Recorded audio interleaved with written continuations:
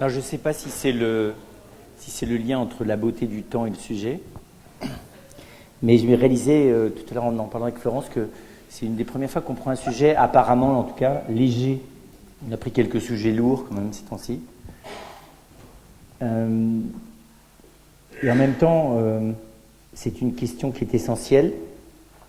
Je vais vous en parler bien sûr comme philosophe, mais je ne peux pas séparer ça du fait que à Avignon, je suis chargé, voilà, pour le diocèse, la relation avec le festival, et que c'est vrai que j'ai cette chance pendant un mois, enfin, d'abord dans la ville d'Avignon, hein, on est confronté en permanence tout au long de l'année, a fortiori pendant le mois de juillet, à cette question de la beauté, parce que c'est un lieu de créativité artistique, c'est un lieu d'héritage artistique, c'est un lieu où toutes les formes d'art, que ce soit l'architecture à l'échelle de la ville, et toutes les dimensions de l'art aussi bien profane que sacré, enfin tout est convoqué là. Voilà, donc et puis on est dans le Vaucluse, et donc la beauté, elle ne s'invite pas que dans les mains des artistes, elle s'invite aussi dans la nature, elle s'invite dans les reliefs, elle s'invite dans les fleuves, elle s'invite dans la beauté de la lumière, elle s'invite partout. Alors bien sûr, la beauté, c'est un sujet délicat, pour deux raisons. D'abord parce que décréter ce qui est beau et ce qui n'est pas beau, c'est une vieille question sur laquelle on continue de débattre. C'est délicat aussi parce que on a aujourd'hui une conscience de l'héritage artistique de millénaires, non seulement occidentaux, mais de l'ensemble de la planète, extrêmement fort. Donc, j'allais dire, on est un peu écrasé sous les faits, quoi. Voilà. On est aussi, je parle de nous en France, hein, dans une période post-19e et début du XXe siècle, où la santé du rapport à la nature a complètement disparu. Alors, pas complètement dans les milieux ruraux, mais quand même. C'est-à-dire où l'esthétique, comment vous dire ça, le rapport à la nature ne faisait plus partie de l'esthétique. Vous savez bien, à partir de la période romantique, la nature est abordée à travers le sentiment qu'elle suggère dans le spectateur, qui évidemment est un artiste, un littéraire, un poète. Donc on est dans les émotions, comment vous dire ça, formulées de manière, j'aurais tendance à dire un peu narcissique et ésotérique, parce que le romantisme a cette double qualité d'être un peu narcissique et ésotérique. Et donc c'est comme si la beauté était devenue la propriété d'une élite culturellement, en même temps que la santé du rapport au monde physique s'est quand même considérablement dégradée. On ne peut pas dire que le français des années 40 à 70 resplendisse par l'intelligence de sa corporéité, resplendisse par l'intelligence de l'environnement dans lequel il vit. Et on ne peut pas dire que le développement de la pensée, de l'industrie, de la technologie, ait fait preuve, on le sait aujourd'hui, d'un respect, tout simplement, d'une intelligence de l'harmonie du cosmos, quoi. Il y a quand même que on a commis quasiment toutes les erreurs stratégiques. Enfin, on a entraîné derrière le reste de notre planète, hein, puisque les Chinois s'y sont mis, les Indiens aussi, mais on ne peut pas dire que le XXe siècle occidental brille par, comprenez bien, un sens esthétique intériorisé du rapport que nous avons au monde physique. Voilà. Alors depuis, on a redécouvert l'écologie, le bio, tout ce que vous voudrez, et c'est tout à fait heureux d'ailleurs. On s'est aperçu qu'aussi toutes les parties de la planète n'avaient pas aussi rapidement sombré dans une perte totale du sens de l'harmonie intrinsèque au cosmos, aussi bien l'Afrique que toutes les parties de l'Amérique du Sud. Voilà, mais c'est pour dire que la question du rapport à la beauté de la nature est un rapport qui, je vous dis, qui n'est pas si simple que ça à aborder. Pourquoi est-ce que la nature nous soigne, en quoi est-ce que sa beauté nous soigne, quelle est la nature de sa beauté, quelle est la différence entre sa beauté et la beauté de l'artiste, de celle que développe l'artiste. Et celle de l'art n'est pas toujours très facile, parce que, encore une fois, l'héritage est très, très lourd. Ce qu'on peut souligner aussi, c'est que nous sommes sortis d'un âge d'or, malgré tout, paradoxalement, hein, du côté de l'art lui-même. Ce n'est pas difficile dans une histoire de l'art de voir que de l'entre-deux guerres mondiales jusque dans les années 80, même si on remonte un peu plus loin, au début du XXe siècle jusque dans les années 80, on est quand même dans une inventivité, une créativité artistique, dans un âge d'or absolument remarquable, aussi bien du côté architectural, hein. Regardez l'inventivité artistique de l'architecture des années 10 aux années 80. C'est vrai du côté de la musique. Évidemment, je pense à toute la musique populaire, ce qu'on appelle la musique populaire, c'est le rock, le jazz, le blues, enfin toutes ces formes de musique, jusqu'à la techno qui naît dans les années 80. C'est vrai du côté de la danse, pensez à toute la danse contemporaine. C'est vrai bien sûr du côté de la littérature, souvent d'ailleurs en parallèle aussi avec une réflexion philosophique. Les philosophes et les littéraires sont quand même très proches les uns des autres. C'est vrai du côté de la poésie, c'est vrai du côté de la peinture. C'est vrai, la peinture, vous allez de l'impressionnisme à Basquiat, vous avez là une espèce de palette absolument énorme. Prenez prenez le parfum, parce que c'est un art aussi, le parfum, vous prenez la cuisine, et vous avez là une espèce de, un métissage aussi des cultures, une découverte de la manière dont les frontières dans le domaine de l'art sautent complètement. Et puis, il est difficile de ne pas voir que depuis les années 80, c'est l'inverse, c'est les vaches maigres. Prenez d'ailleurs des dictionnaires, des encyclopédies d'histoire de l'art, vous n'avez plus grand-chose après 80. D'accord. Quelle est la grande créativité picturale après Basquiat? On l'attend encore. Grande créativité architecturale, technique, oui. Et tous les principes architecturaux développés par Nouvel ou Guitry sont déjà là. Musicalement, depuis la techno, on n'a rien fait de plus. Le death metal existe déjà dans les années 80, donc voilà. La musique Stockhausen, on n'a pas le grand succès de Stockhausen. Bon, alors bien sûr, vous avez Avropert ou des gens comme ça, mais voilà, vous n'avez pas alors plus du côté de la littérature, je vous dis en sculpture non plus, on n'a pas de grand génie qui soit apparu. Voilà, donc on est dans une période qui est la période d'après l'âge d'or. C'est toujours difficile. Il y a des périodes dans l'histoire de l'humanité. Hein. On sait bien que le 5e siècle avant Jésus-Christ est une période qui est un âge d'or à la fois politique, artistique, philosophique à Athènes. Voilà, donc on vient de vivre, je vous dis, une période absolue dont nous ne cessons de découvrir la richesse. Vous voyez, dont tout cet héritage, il devient accessible de manière de plus en plus large. Mais c'est comme si, c'est pas l'objet de la conférence, d'essayer de comprendre pourquoi est-ce qu'à partir des années 80 tout ça s'assèche, ou pourquoi est-ce que c'est si brutal, pour être plus court d'ailleurs. C'est pas vrai, je vous l'ai déjà dit une ou l'autre fois, c'est pas vrai seulement du côté de l'art, c'est vrai du côté de la philosophie. Vous n'avez pas un seul philosophe de grande carrure internationale qui est émergé depuis les années 80. Pas un seul. C'est pas rien quand même.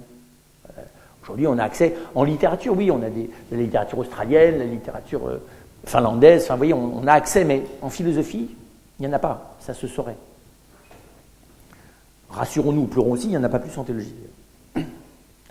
Et donc, voilà, là, il y a quelque chose du coup de la difficulté d'une période post-géniale, enfin, vous voyez.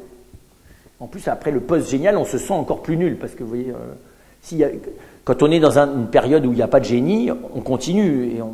Mais voilà, c'est un peu écrasant. Disons qu'on est précédé d'une effervescence et d'une créativité un petit peu écrasante pour la suite. En plus, on a fait sauter en même temps qu'on a fait sauter les barrières de la morale, on a fait sauter toutes les barrières des interdits créatifs. Donc on a tout fait, quoi. D'accord ? La poubelle en décomposition, conçue comme, je sais pas trop quoi, une vision d'éphémère de l'existence humaine, à regarder tous les jours de l'exposition jusqu'à ce qu'elle se mette à sentir trop mauvais. Enfin, on a tout fait, quoi. Ouais. Carré blanc sur fond blanc, voilà. Je pense d'ailleurs que pour parler techniquement, il faut distinguer les gens qui ont des idées et les gens qui ont de la créativité, c'est pas tout à fait pareil. Les gens qui ont des idées, une fois que vous avez vu l'œuvre, vous n'avez plus besoin de la revoir deux fois, c'est fini. Quand le carré blanc sur fond blanc, vous n'avez pas besoin de le voir deux fois. Une fois que vous l'avez vu, vous avez médité sur le carré blanc sur fond blanc, c'est réglé. Vous n'avez pas de nécessité de le revoir deux fois. Les chaussures de Van Gogh, vous allez les voir 1000 fois, vous ne les avez pas encore vues. D'accord ? Voilà. Je pense que là-dessus, il faut distinguer, encore une fois, une idée mise en scène d'une œuvre. Une œuvre, elle parle durablement. Elle exprime, elle est plus que ce qu'elle exprime. Donc il y a toujours quelque chose qu'elle exprime encore. Une idée, elle est vidée une fois que je l'ai identifiée. Quand 2 plus 2 font 4, vous n'avez pas passé votre vie à réfléchir au fait que 2 plus 2 pourrait faire autre chose que 4, mais si vous pouvez penser dans une autre base que la base 10. Voilà, donc il y a cette... Alors on a encore des idées. Oui, on est toujours capable le monde de la communication, d'ailleurs, est souvent un monde d'idées plus qu'un monde de créativité esthétique. La deuxième raison de ce que j'appellerais une période de saturation dans laquelle nous sommes, c'est l'effervescence de l'imaginaire. En gros, les imaginaires personnels et collectifs sont nourris 24 heures sur 24 par par l'imaginaire médiatique, hein, par le monde de la consommation et de la communication, qui c'est tout bête, vous prenez n'importe quel être humain dans les années 20 sur la planète Terre, l'alimentation de son imaginaire quotidien est 600 fois moins quantitatif qu'il ne l'est aujourd'hui pour quelqu'un du même âge, au moins dans la partie urbanisée du monde, ou la partie télévisualisée. Enfin, partout où vous avez Internet, vous êtes dans un flux d'images, dans la quantité et la diversité, et la... Comment dire ça ? Et le souci que cet imaginaire épouse les méandres de vos fantasmes et de votre... vous voyez, enfin, comment vous dire ça ? C'est en plus un imaginaire bas de gamme, c'est pas un imaginaire, quand on vous vend un parfum ou une voiture, le souci n'est pas de vous faire réfléchir sur l'alpha et l'oméga de l'existence, quoi. C'est juste que une pulsion d'achat, quoi. Ça, c'est assez élaboré du point de vue de la manipulation psychique, c'est pas très élaboré du point de vue esthétique. Les supermarchés sont des hauts lieux de l'esthétisme contemporain, mais pas dans sa profondeur ni dans son interrogation métaphysique centrale. Mais par contre, c'est un haut lieu de l'esthétisme. Vous voyez, la quantité d'images que vous avalez dans la traversée d'un hypermarché, voilà, ça ressemble au train fantôme, quoi. Vous avalez un nombre de trucs absolument... C'est comme si vous zappiez une cinquantaine de chaînes, quoi, au moins. Voilà, donc on est quand même là dans une surenchère permanente, dans un flux d'images et de narration par mode d'image permanent, planétaire. Voilà. Et là, on est dans une espèce on va dire, d'hyper-imaginaire, on peut dire ça comme ça, d'hyper-imaginaire collectif. Il y avait un imaginaire collectif. L'imaginaire collectif suit la mémoire collective, c'est souvent avec des archétypes sur lesquels Jung a travaillé. Là, on est dans autre chose, on est dans un hyper-imaginaire qui est une espèce d'imaginaire collectif, mais qui est lié au système de communication dans lequel nous sommes en permanence. Mais qui façonne les imaginaires à l'échelle planétaire, qui est un élément clé, j'allais dire presque, il y a une arme clé dans la mondialisation. Un des outils d'homogénéisation des populations planétaires, pour parler de manière encore plus froide, et même d'ailleurs, si possible, de perte de leur réactivité potentielle liée à leur culture face à la mondialisation, c'est cet hyper-imaginaire. On n'endort jamais aussi bien une conscience personnelle qu'en l'alimentant en permanence d'un flux imaginaire qui lui fait plaisir, mais qui l'arrache à lui-même. Ça s'appelle le divertissement chez Pascal. Quand vous divertissez quelqu'un de lui-même, vous en faites ce que vous voulez, il crée moins de problèmes que quand il résiste à la diversion. Il reste centré, donc il reste avec une potentialité critique, potentialité d'action, potentialité de contestation, potentialité de dénonciation. Tout ça n'est pas stratégiquement voulu, mais tout ça est stratégiquement réel. Voilà. On est aussi dans un phénomène de saturation parce que on a pensé à un moment donné que les technologies allaient rénover. Alors, on le reverra. Bien sûr que les technologies ont permis, dans certains domaines, je pense surtout aux arts visuels, un petit peu dans les arts de la danse, pensez à Découflé, enfin, il y a quelques domaines où l'élément technologique a permis de développer certaines créativités, mais finalement, avec un peu de recul, beaucoup moins qu'on ne l'avait espéré un temps. Le vidéaste n'est pas très très très loin du metteur en scène de cinéma, il ne faut pas non plus nous le faire, pas très très très loin du photographe. On ne peut pas dire qu'il en ait inventé un art nouveau, même si vous appelez ça vidéaste. La juxtaposition d'ailleurs des arts les uns à côté des autres ne crée pas nécessairement une nouveauté artistique radicale, pour être aussi clair. Et donc, en gros, d'ailleurs, il suffisait d'un tout petit peu de réflexion philosophique, comme l'ont mené aussi bien Heidegger que Jacques Ellul, pour voir qu'il était très clair que l'avancée technique et technologique n'allait pas provoquer un renouvellement intrinsèque de la créativité artistique, parce que ce n'est pas la même chose. Ce n'est pas les outils. Quand on dit de temps en temps l'art gothique, c'est l'invention de l'arc brisé, non, c'est l'invention de l'arc brisé, c'est l'art gothique qui a inventé l'arc brisé. Enfin, c'est l'inspiration qui a créé l'outil, ce n'est pas l'outil qui a créé l'inspiration.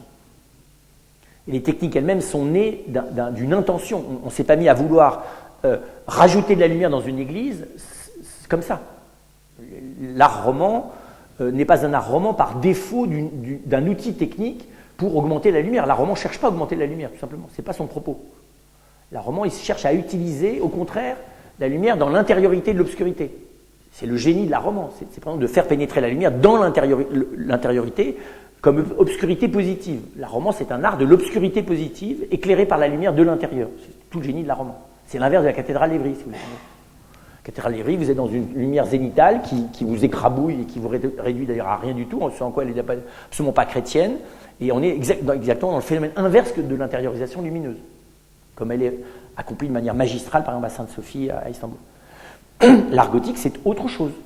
Quand on est dans une célébration de la Jérusalem céleste, on n'est pas d'abord dans l'intériorisation du sujet et de la communauté qui cherche précisément à être travaillé de l'intérieur par la lumière. On est dans l'éblouissement, c'est pas pareil. Voilà. Mais c'est cette spiritualité, cette esthétique au grand sens du terme de l'éblouissement qui a fait inventer la technologie qui a permis de l'exprimer. Je ne veux pas dire qu'après ça, techniquement, il n'y avait pas un peu de génie. Bien sûr qu'il faut après ça du génie. Voilà, donc tout simplement, ce n'est pas la technique qui fait qu'on invente des nouvelles œuvres. C'est plutôt les œuvres qui réclament, ou l'inspiration qui réclame des nouvelles techniques. Et je dis ça parce que c'est très important dans l'architecture. Hein, la technique a fait des bonds gigantesques dans l'architecture, là en 30 ans. Et a permis, pour le coup, de mettre en œuvre des inspirations esthétiques qui, elles, sont antérieures. C'est ça qui est intéressant.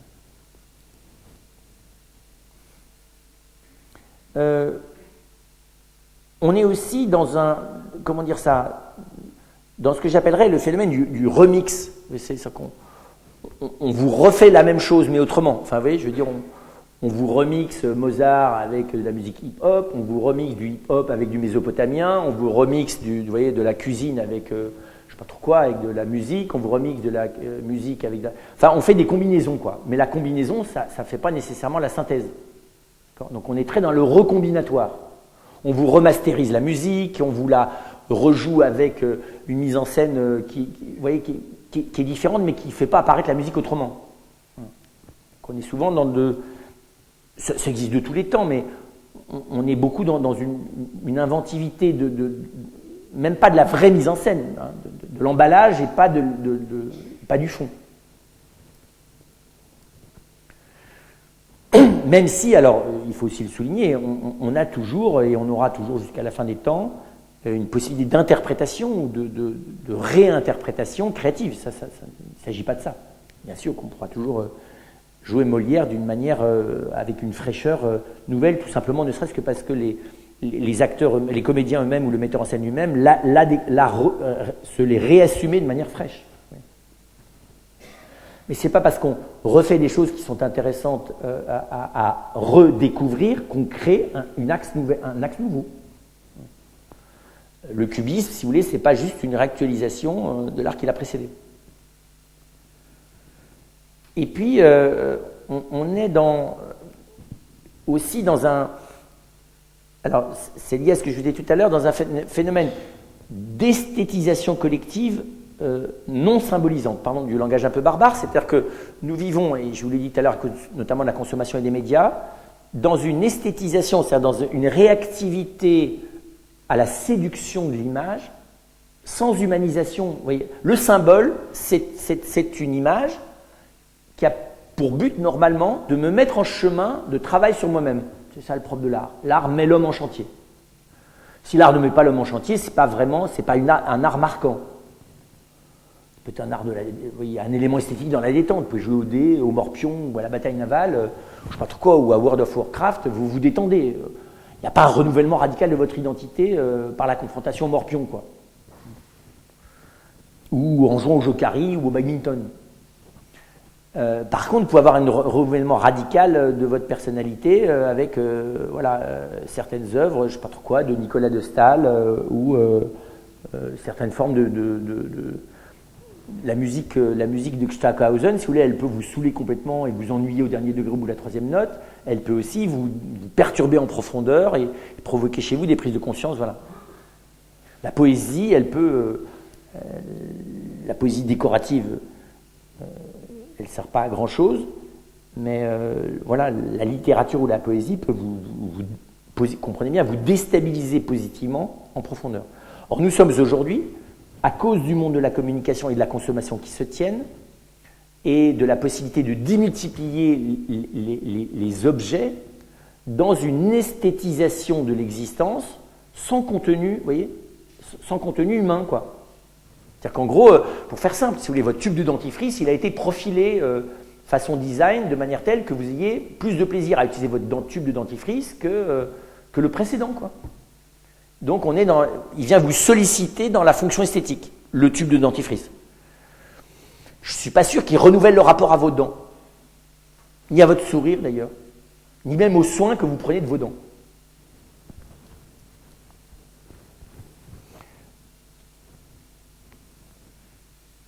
Toutes les bouteilles d'eau minérale n'ont pas été dessinées par Stark. Voilà. Et donc, voilà, la fonction esthétique de la bouteille d'eau minérale ou la fonction esthétique de la voiture, par exemple, c'est vrai, quand vous voyez je ne suis pas encore allé à Cuba, mais j'ai un frère à Cuba, j'aimerais bien aller voir à Cuba pour voir les voitures. Ces voitures des années 50 américaines, ça. Ben, on n'est pas dans le même registre.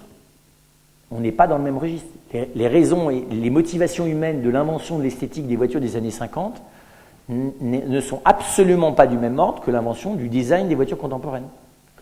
Les voitures contemporaines, elles sont travaillées pour aller, je dis, épouser vos psychismes dans leurs plus petits détails. Elles n'ont pas du tout pour but de mettre en scène quelque chose d'une vision de ce que c'est que le déplacement, de ce que c'est que la vitesse, de ce que c'est que la puissance de la voiture. C'est des voitures psychologiques, les voitures modernes. Et donc concrètement, cette esthétisation, soyons clairs, qui va même jusqu'à la déshumanisation. Parce qu'à force d'être dans la sollicitation esthétique qui ne me renvoie pas à moi-même, ben, je passe mon temps dans la distraction pure. Je vous dis, l'exemple des produits de consommation, vous n'avez quasiment aucun produit de consommation qui vous laisse tranquille aujourd'hui. Même une carotte, une tomate ou un radis, il est devenu tellement propre qu'il est censé susciter votre regard. L'esthétique du radis n'était pas quand même quelque chose de surdéveloppé dans les marchés des années 20, non? Aujourd'hui, l'esthétique du radis est essentielle à l'achat du radis. Regardez les radis que vous avez sur la table. Ils ont été profilés, designés. D'ailleurs, les radis qui n'ont pas le bon profil, on ne va pas vous les vendre, même s'ils sont aussi bons que les autres, parce qu'ils n'ont pas le profil du radis type. Alors, ça peut avoir un côté complètement secondaire, ça peut être exaspérant et agressif au dernier degré, voilà. Mais c'est surtout, c'est pas le problème, c'est que ça vient me solliciter, comprenez bien, d'une manière dont moi je dis elle est déshumanisante. Parce qu'elle ne me laisse pas en repos. D'abord, elle ne me laisse pas accès aux choses telles qu'elles sont fabriquées naturellement, puisqu'elles sont relookées en fonction de mon esthétique fantasmatique. C'est quand même terrible. Moi, les légumes propres, ça m'inquiète, personnellement. Je me sens mal tout de suite. Parce que j'ai vécu toute mon enfance dans les marchés, dans le Périgord, et je me dis c'est sain que tout soit propre. Vous savez, c'est comme les gens chez qui vous rentrez, où vous sentez bien que le moindre grain de poussière va être un acte d'agression massif. Le fait même d'ailleurs qu'éventuellement vous respiriez est déjà presque de trop. D'accord ? Donc on est dans le fantasme sanitaire et dans la névrose aiguë, quoi. Voilà. Aujourd'hui, la névrose aiguë est dans tous les légumes. Il faut que ça soit bio et parfaitement propre. Ce qui est contradictoire, si c'est bio, tu n'as pas besoin de le rendre parfaitement propre. Parce qu'à l'état bio, il n'est pas propre. Le radis.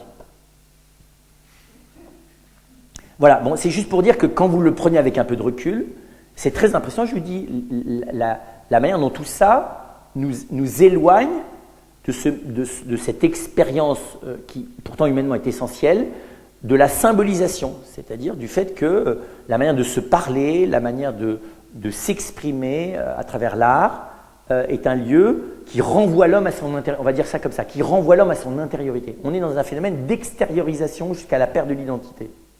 Ça joue, ça, dans la difficulté à créer et dans la difficulté à avoir accès aux œuvres d'art. On sait bien, d'ailleurs, tout doucement, on va vers une muséographie beaucoup plus simple. C'est vrai que quand on est passé quand vous avez une batterie de tableaux, au bout du troisième, vous sautez un pont, il y en a trop, quoi. Vous n'avez plus accès à un seul tableau si vous en avez 40. Les tableaux n'ont pas été faits pour être mis dans les musées. Je dis, je ne suis pas contre les musées, je dis qu'il faut que le musée, normalement, donne accès à l'œuvre et que pour ça, ce n'est pas sûr qu'il faille y en mettre beaucoup dans le même espace. Et puis, alors, le dernier élément, critique, mais ce n'est pas ça qui nous intéressera le plus, on va aller à la suite, c'est aussi le fait que l'art, aujourd'hui, ou l'usage de la beauté, est extrêmement lié à sa composante économique. Ce sont les détenteurs du pouvoir économique de l'usage des médias qui deviennent les prescripteurs de l'esthétique. C'est vrai dans le cinéma, c'est vrai dans la littérature, c'est vrai dans les livres, c'est vrai dans le théâtre, voilà. C'est-à-dire qu'en gros, ce sont les... Alors, tous les artistes, tout un nombre d'artistes se battent avec ça, mais soyons clairs, il y a toujours eu des mécènes Et les mécènes ont toujours eu une part de pouvoir sur les œuvres qui étaient créées, il ne faut pas rêver, d'accord, comme les œuvres de propagande. Mais, de manière plus subtile, voilà, la liberté de la créativité, enfin, voilà, la rentabilité de l'œuvre n'est pas complètement quelque chose, enfin, c'est quelque chose que l'artiste peut moins que jamais se sortir de l'esprit. Donc, entre une œuvre que vous allez vendre à 500 000 exemplaires et une œuvre que vous allez vendre à 50 exemplaires, dans certains cas, vous privilégiez la première. Enfin, vous voyez, votre créativité va vers le fait... voilà. Évidemment, ce qui est intéressant, c'est de se demander, mais voilà, y a-t-il de nouvelles voies? Et c'est ça que je voudrais regarder avec vous. Autrement dit, pour que la beauté puisse encore nous surprendre, il faut que ou bien nous allions vers elle de manière nouvelle, ou bien qu'elle vienne à nous selon des nouveaux chemins, pour faire simple. Okay. Et donc évidemment, la manière fondamentale dont la beauté peut encore nous surprendre, c'est quand nous allons vers elle de manière nouvelle. C'est-à-dire quand on prend le temps de se désintoxiquer de la saturation imaginaire, et qu'on prend... Alors, sauf qu'aujourd'hui, il faut que ça se fasse de manière volontaire. Vous voyez, on se désintoxique, comme dans une cure de désintoxication, quoi, avec les phénomènes de manque, et qu'après ça, on rechoisit la rencontre avec la beauté. C'est tout bête, je prends l'exemple de la nature. Je pense qu'aujourd'hui, il faut se préparer psychiquement, physiquement et spirituellement, à mon avis, pas mal à l'avance, pour réussir à ce que le temps de l'été, par exemple, dans les paysages et les endroits où vous allez aller, vous puissiez refaire une expérience structurante de la beauté comme quelqu'un aurait pu le faire il y a 60 ans. Vous voyez ce que je veux dire? Vous allez vous balader, par exemple, dans le Luberon ou en Corse. Et vous allez vous balader là avec la tête saturée des images de vacances déjà, saturée des images de mer, saturée des images de Corse aussi. Parce que dans les années 20, moi, mes parents ont fait leur voyage de noces en Corse. Enfin, c'était l'aventure, c'était le Far West, quoi. Donc c'était, prenez un couple qui s'est marié en 60, qui débarque en Corse, quel est le nombre d'images qu'ils ont vu de la Corse? En noir et blanc, quelques-unes, peut-être une ou deux en couleur. Mais donc avec, comprenez bien, une perception complètement vierge de l'espace où ils arrivent. Aujourd'hui, vous allez au Texas, vous avez déjà croisé des centaines de milliers d'images du Texas. D'accord? Mais vous n'en avez même plus conscience. Mais vous avez la tête bourrée du Texas, quoi. Il n'y a pas beaucoup d'endroits sur lesquels d'ailleurs on ne soit pas, c'est là qu'on voit tout d'un coup avec un peu de recul, on dit mais c'est inimaginable le nombre de trucs dont on a la tête farcie. Des centaines de milliers d'images dont on a la tête farcie.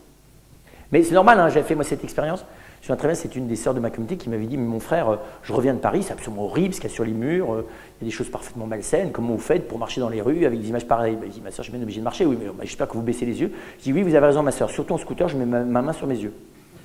Voilà, je lui avais dit, vous savez, en 10 minutes de scooter, je croise à peu près 250 ou 300 images qui se renouvellent à peu près toutes les semaines. Voilà. Donc, je suis bien obligé de regarder la route. Rien qu'en la regardant, j'avale 300 images sur 5-6 minutes de scooter. Voilà, c'est tout simple. Et je n'ai pas la télévision, j'ai pas le... Vous voyez, voilà. Donc ça veut dire qu'on a des... Je vous dis, faites un petit bilan d'existence. Déstocker, vous allez voir. Il faudrait des machines à épuration, vous savez, des images usées. Enfin, on en aurait autour de toute la tête, il faudrait que notre psyché soit en permanence branchée là-dessus. Voilà. Donc c'est pour dire que pour pouvoir refaire, comprenez bien, une expérience un tout petit peu virginale de la beauté physique de la nature, il faut déjà entrer en cure de désintoxication 15 jours avant les vacances, quoi. Oui, il faudrait faire des stages de désintoxication, je ne sais pas comment on pourrait faire, si vous voulez, qui fait que tout d'un coup... Oui.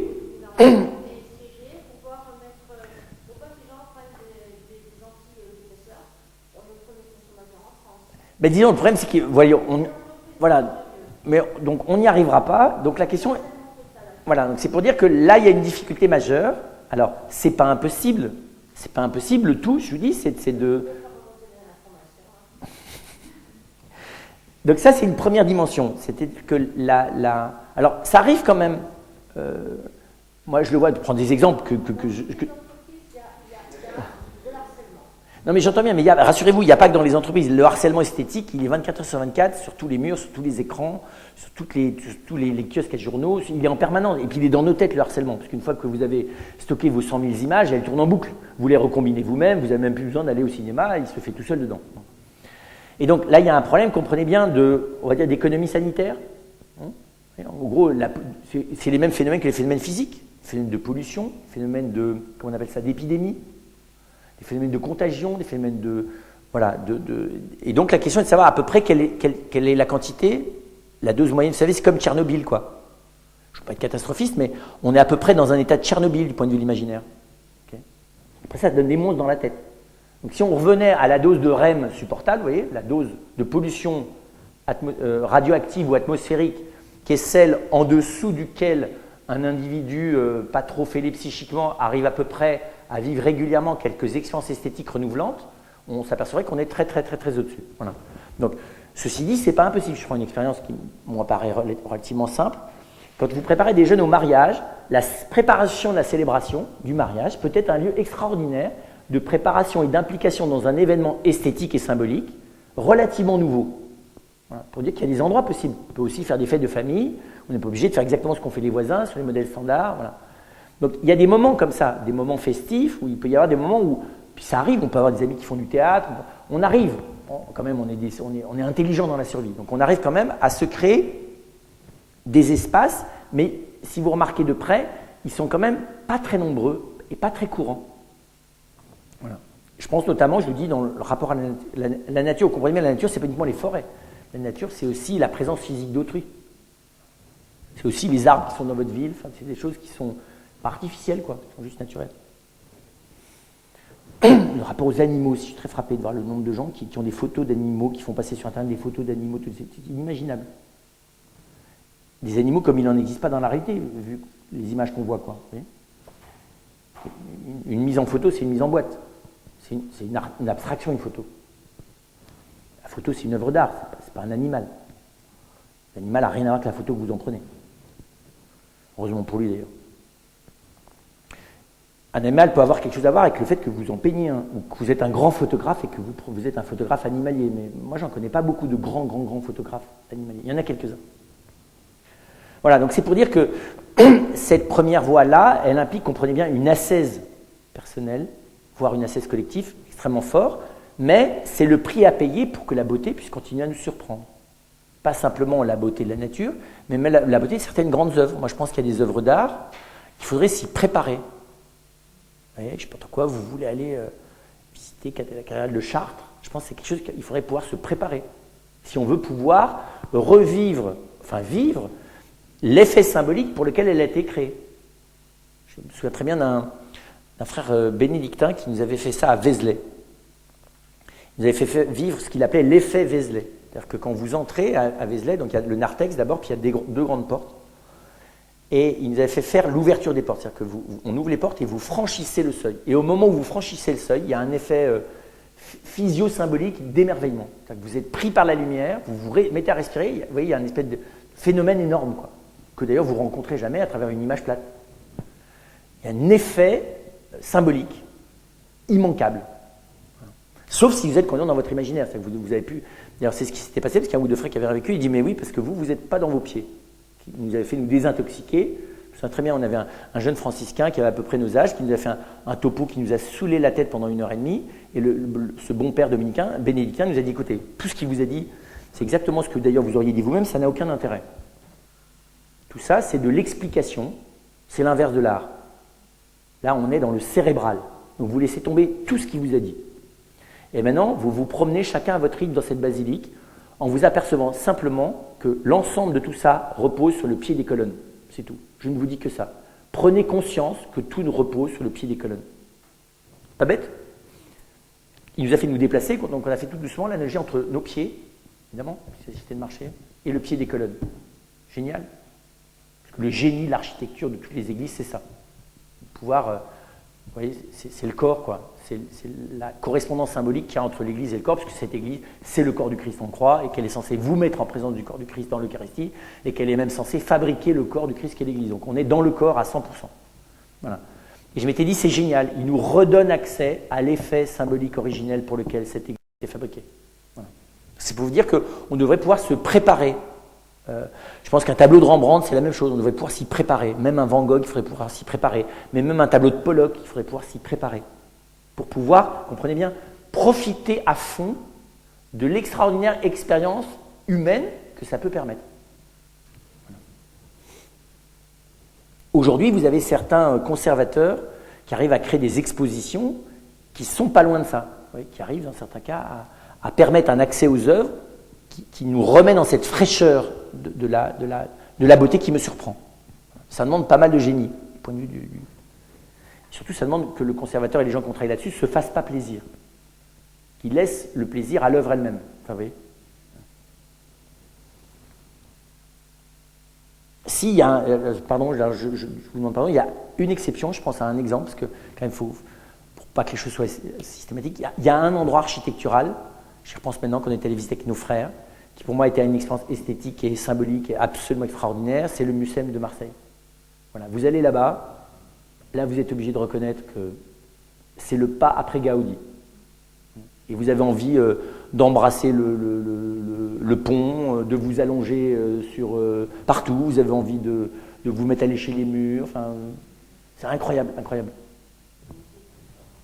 Et donc le Mucem, c'est voilà, il y a quelque chose comme ça, en plus on a envie de marcher toute la... Moi je ne m'étais même plus aperçu de l'heure, on est venu me chercher, tout était fermé, voilà.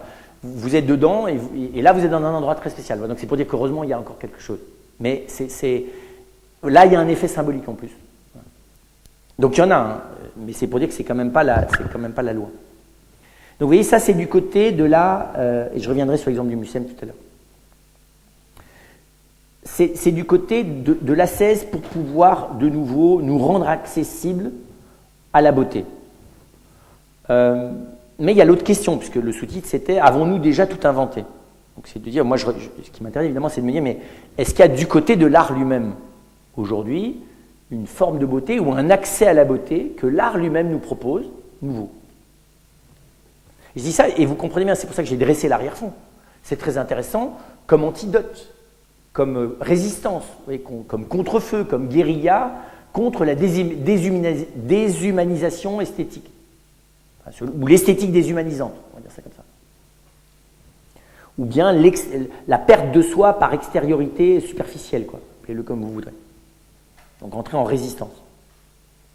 Ce que tout un nombre de jeunes artistes, enfin quand je dis jeunes c'est moins de 45 ans, ont conscience de cette nécessité de résister à ça.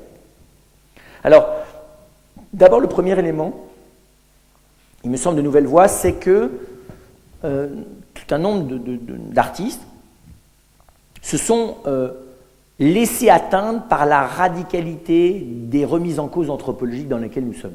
C'est-à-dire qu'en gros, après avoir tout déconstruit, si je parlais de manière symbolique, je dirais que nous sommes face à des ruines fumantes. Et donc la question est de savoir maintenant, l'homme c'est quoi? Maintenant qu'on a dit que c'est rien, ou que c'est n'importe quoi. Aujourd'hui, c'est très clair, vous avez tout un nombre d'artistes qui n'évitent plus cette question. Qui ne sont donc pas d'abord là à vous dire ce qu'ils en pensent, ni à prétendre savoir ce qu'il en est de l'homme, mais qui sont décidés à être ceux qui vont permettre l'accès à la radicalité des questions qui nous sont désormais posées. Ça va? Ça, c'est énorme, parce que c'est une grande prise de risque de la part de l'artiste, et c'est très intéressant. Alors, l'art dans ce qu'il a de grand est toujours comme ça. Hein. L'art, enfin, les œuvres d'art qui traversent les siècles et qui nous bouleversent toujours, à condition qu'on s'y prépare un peu, a toujours comme effet de me déplacer par rapport à mon savoir. Parce que le génie de l'artiste, c'est d'avoir réussi à mettre en présence de quelque chose qui n'est pas enfermable dans du mental ou de la catégorie, vous voyez, qui est sauvage, quoi. C'est de l'humain à l'état brut, à l'état non domesticable. C'est ça le génie de l'artiste, c'est de me baliser un chemin qui me donne accès, non pas à l'humain, mais à un émerveillement devant l'humain. Parce que l'humain, c'est nous. L'œuvre, c'est pas de l'humain. Mais qui nous met au seuil de l'humain.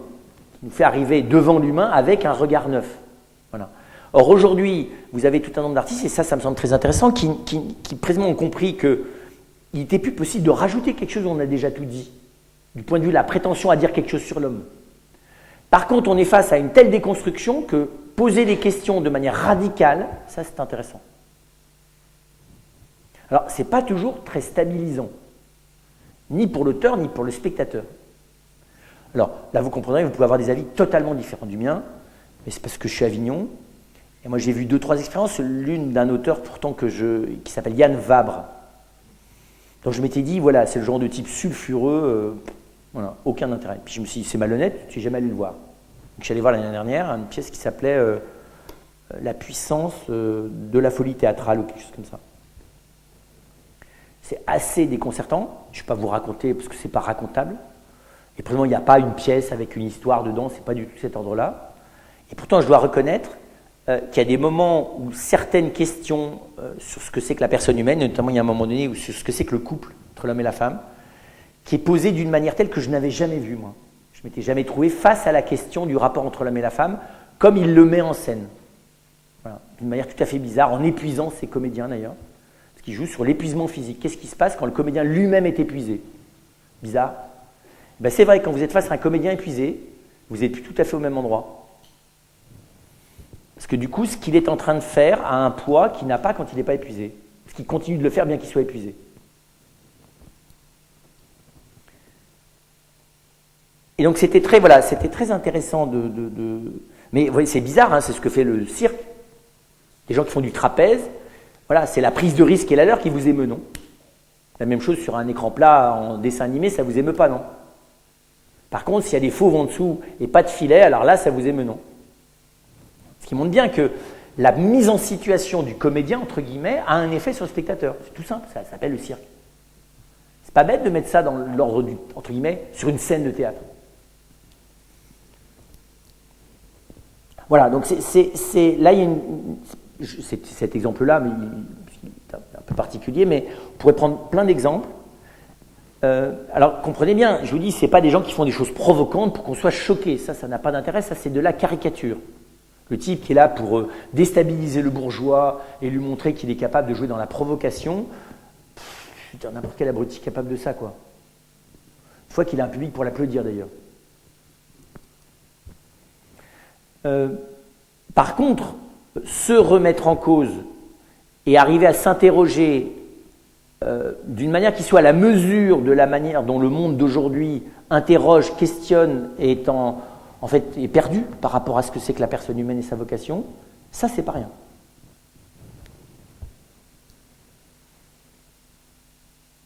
Et donc vous avez aussi bien en théâtre, en musique en partie, même des fois en architecture, je vous dis, où au fond on voit des artistes,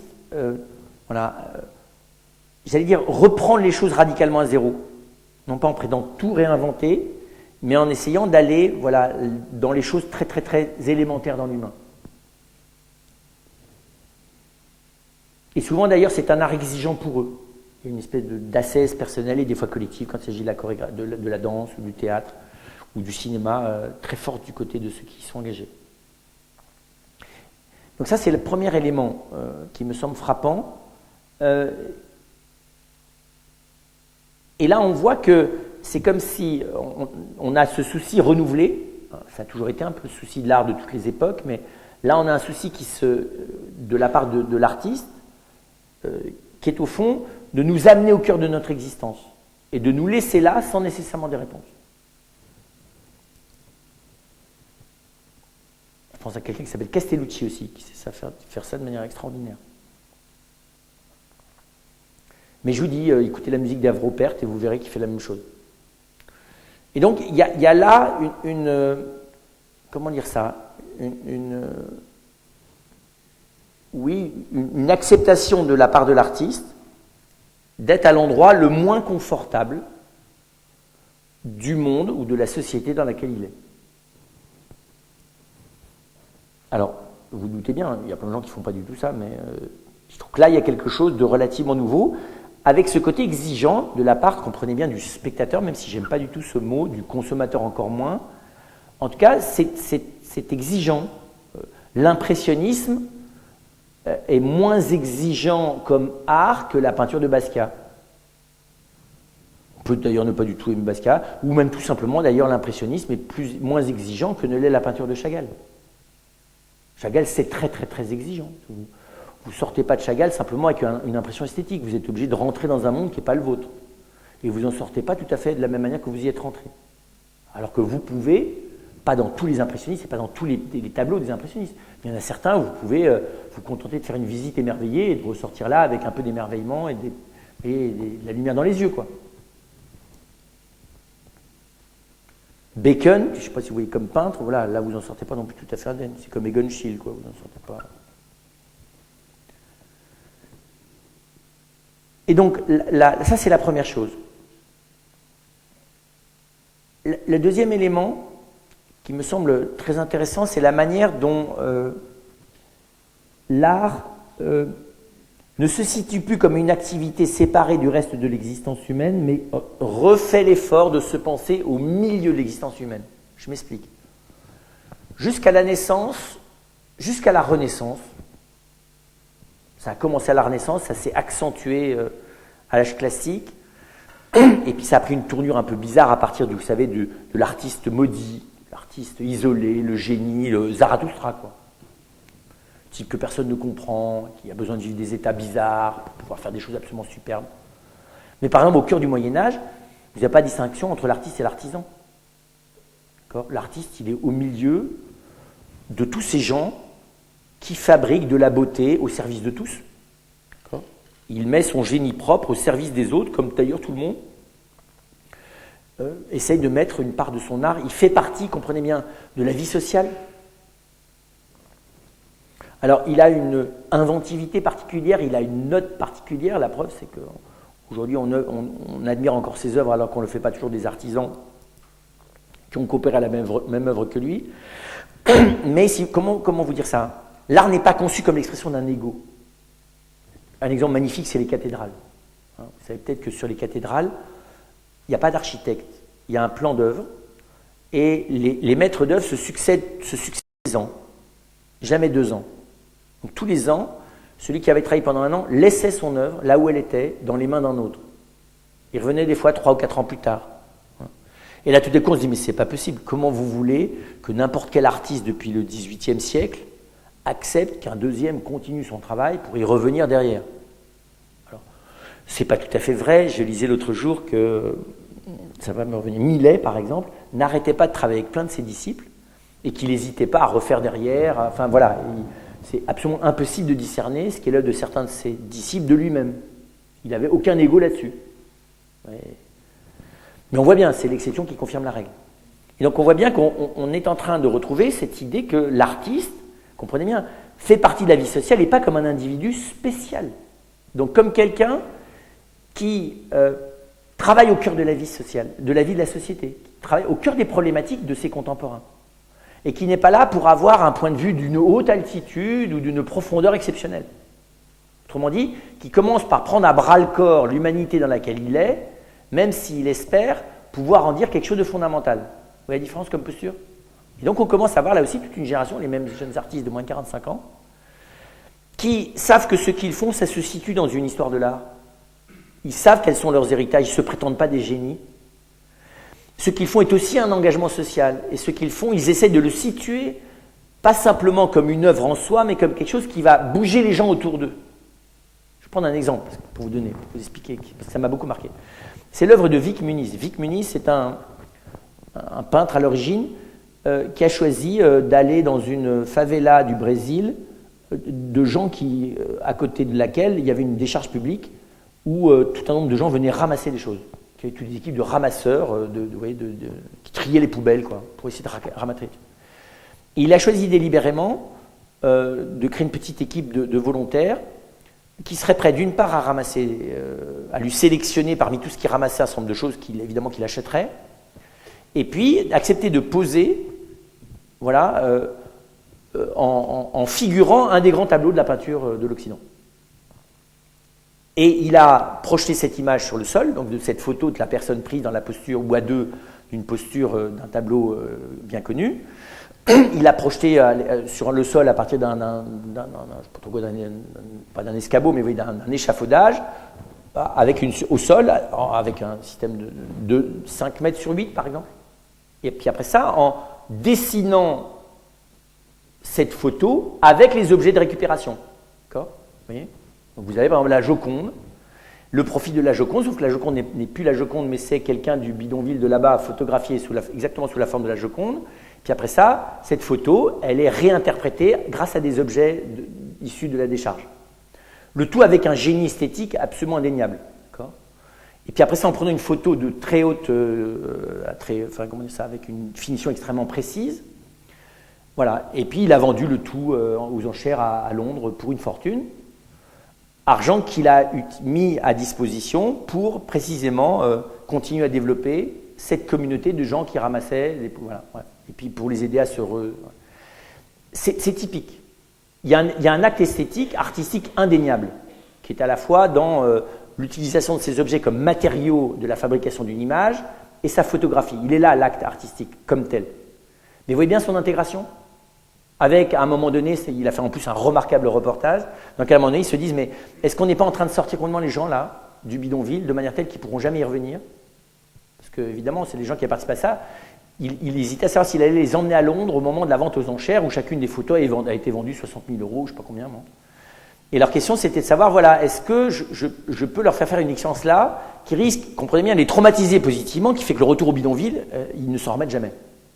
Et c'est très beau, parce que son assistante, à un moment, lui dit, mais de quel droit tu décides à leur place? Mets-les face au risque et laisse-leur le prendre. Pas mal. Plutôt que d'être, vous savez, le bon occidental qui a fait de la psychologie et qui analyse tout et qui pense à la place des adultes. Et voilà. Parce qu'il venait en plus d'un milieu très modeste. Il dit, mais toi, à la même époque, quand on t'aurait proposé de ça, il me dit, bah, évidemment, je l'aurais fait, bah, alors laisse-leur le faire s'ils veulent venir. C'est un exemple, hein, mais il m'a semblé, moi, paradigmatique. C'est-à-dire, il m'a semblé bien dire ce souci, vous voyez bien, d'être à la fois dans une mémoire, dans une histoire, dans un acte social, dans un engagement personnel, dans un rapport aux personnes, le tout se cristallisant dans une œuvre qui dit beaucoup plus que simplement la beauté symbolique qui est la sienne, vous voyez ? C'est ce que fait une cathédrale.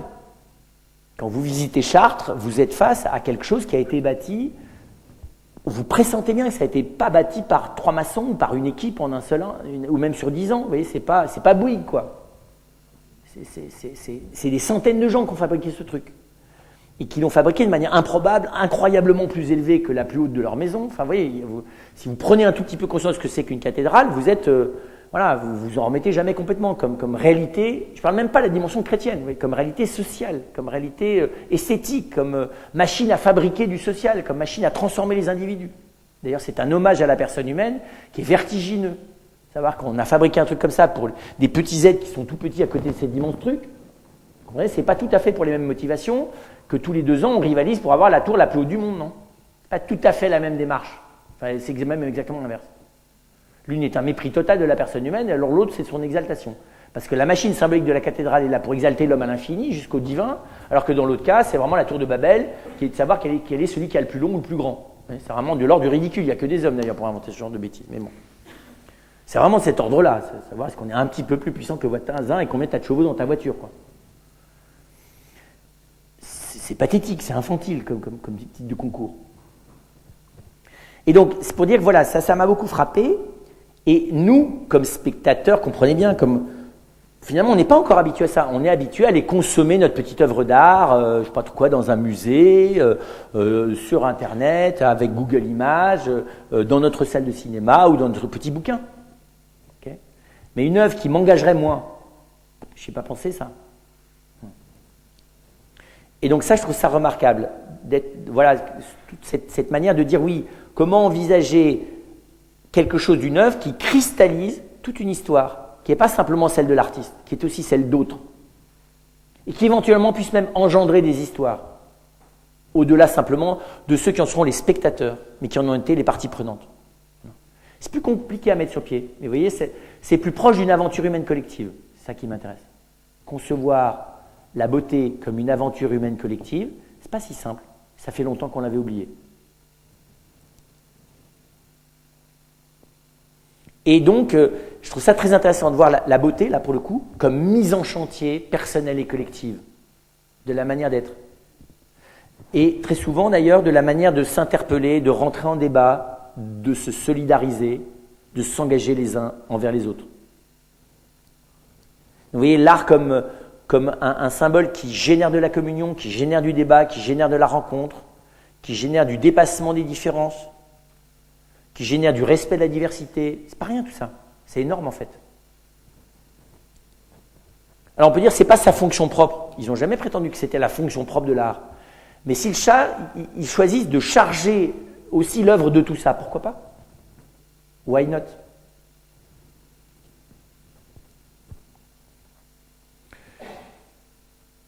D'une autre manière, c'est le deuxième axe, ou le troisième, le premier ou le quatrième. La première, vous l'avez compris, c'est le travail de remise en cause de nous-mêmes, pouvoir retrouver un regard qui a un tout petit peu quelque chose de virginal sur la beauté, que ce soit celle de la nature ou celle des œuvres.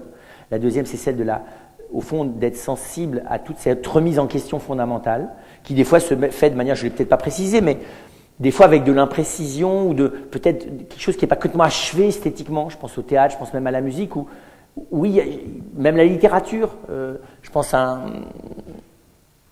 je ne vais plus trouver le nom, le fragment et la partie, c'est un roman d'un Australien. Une espèce de roman bancal, de briques de broc, voilà. Mais on sort de là, on n'est pas tout à fait pareil. Vous voyez? Donc, quelque chose qui est peut-être moins dans la maîtrise absolue de tous les éléments, et en même temps, dans quelque chose qui a touché quelque chose, d'une question tellement fondamentale que finalement, ça pallie aux défauts, peut-être, de certaines de ses composantes. Vous voyez, je veux dire, c'est pas toujours... Vous avez des offices liturgiques qui sont bouleversants de beauté, alors que les frères chantent un peu faux. Et vous avez le même office chanté par des gens avec des notes qui sont absolument justes, et on s'ennuie à la deuxième note. Artiste, esthétiquement. Parce qu'il n'y a pas de prière dans le chant. Voilà. Donc, comment dire ça? Bien sûr que l'art réclame la perfection. Mais à un moment donné, il peut y avoir une puissance d'inspiration en lien avec ce qu'est l'homme, telle que même une certaine imperfection, qu'on devrait pouvoir corriger, est supportable. Vous savez, aujourd'hui, on réégalise tout dans un CD. Vous savez, il n'y a plus de fausses notes. Et alors, vous avez assisté à un concert en direct qui vous a ému aux larmes, le même en live remasterisé, fini. Parce qu'on vous a viré ce qu'on appelle le temps de la faute. Les musiciens sont très sensibles. Le moment où, tout d'un coup, là, il y a un fléchissement. D'un coup, et le rebondissement derrière le fléchissement est génial. Le rattrapage du moment de l'erreur est fabuleux. J'ai souvenir, moi, d'avoir vu Anne-Theresa de Kessmaker danser. Elle dansait sur une musique de Reich, donc une musique extrêmement répétitive. Elle dansait comme une petite enfant qui danse autour d'une marelle. Elle faisait des ronds comme ça, extraordinaire. Et à un moment donné, elle a pété un plomb, parce qu'il y avait depuis 10 minutes quelqu'un, alors qui savait très bien que c'était interdit, mais qui, sous sa capuche, filmait avec son téléphone portable. Comme elle a l'œil, chorégraphe. Elle a commencé à s'approcher en disant « Maintenant, ça suffit, t'arrêtes tes conneries. » Enfin, je ne sais plus ce qu'elle lui a dit, c'était de l'anglais ou du bref. Elle a sauté un plomb en disant « Maintenant, t'arrêtes ça. » Parce qu'elle n'arrivait pas à s'abstraire de cet acte agressif qui était quelqu'un. Voilà. Bon, je ne sais pas si c'était courageux ou si elle ne pouvait pas faire autrement, bref. Le problème, c'était de revenir dans la musique qui, elle, s'était pas arrêtée. Avec une musique parfaitement métronomique, qui est dansable au centimètre près, quoi. Et là, on a vu ce que c'est qu'une grande artiste. Il lui a fallu 3-4 minutes pour recommencer à danser et repartir dans sa colère et retourner à la musique, vous voyez. Et on a été tous émus aux larmes dans la manière dont elle est re-rentrée dans la musique. Et dont la musique a pris le dessus sur sa colère, parce que vous écoutez bien qu'une colère de ce type-là, avec l'irascible d'une artiste au beau milieu de son œuvre, ça ne disparaît pas en 45 secondes, alors quand on la connaît elle, ça disparaît encore moins. D'accord ? Et le fou, c'était de la voir et de le sentir dans sa danse, tout doucement, la paix de cette danse de petit enfant reprendre le dessus. Voilà. Pour donner un exemple. Et donc, le nouveau point que je voulais développer, c'est qu'il me semble qu'il y a aussi un art. Alors là, on a une marge pour le coup dans laquelle on a de quoi ne pas être fini d'être surpris jusqu'à la fin des temps. C'est ce que j'appellerais l'art relationnel. Tout à l'heure, j'étais avec des parents là, ils ont 40 ans.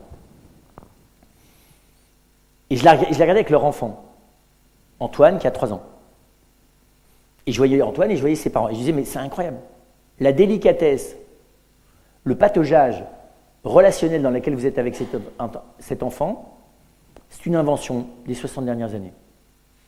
Jamais vos parents n'ont vécu cette délicatesse relationnelle de la part de vos grands-parents. Je ne parle même pas de vos arrière-grands-parents vis-à-vis de vos grands-parents. Okay. C'est-à-dire que la délicatesse relationnelle et éducative, laisse tomber, ça n'a jamais existé dans aucune culture.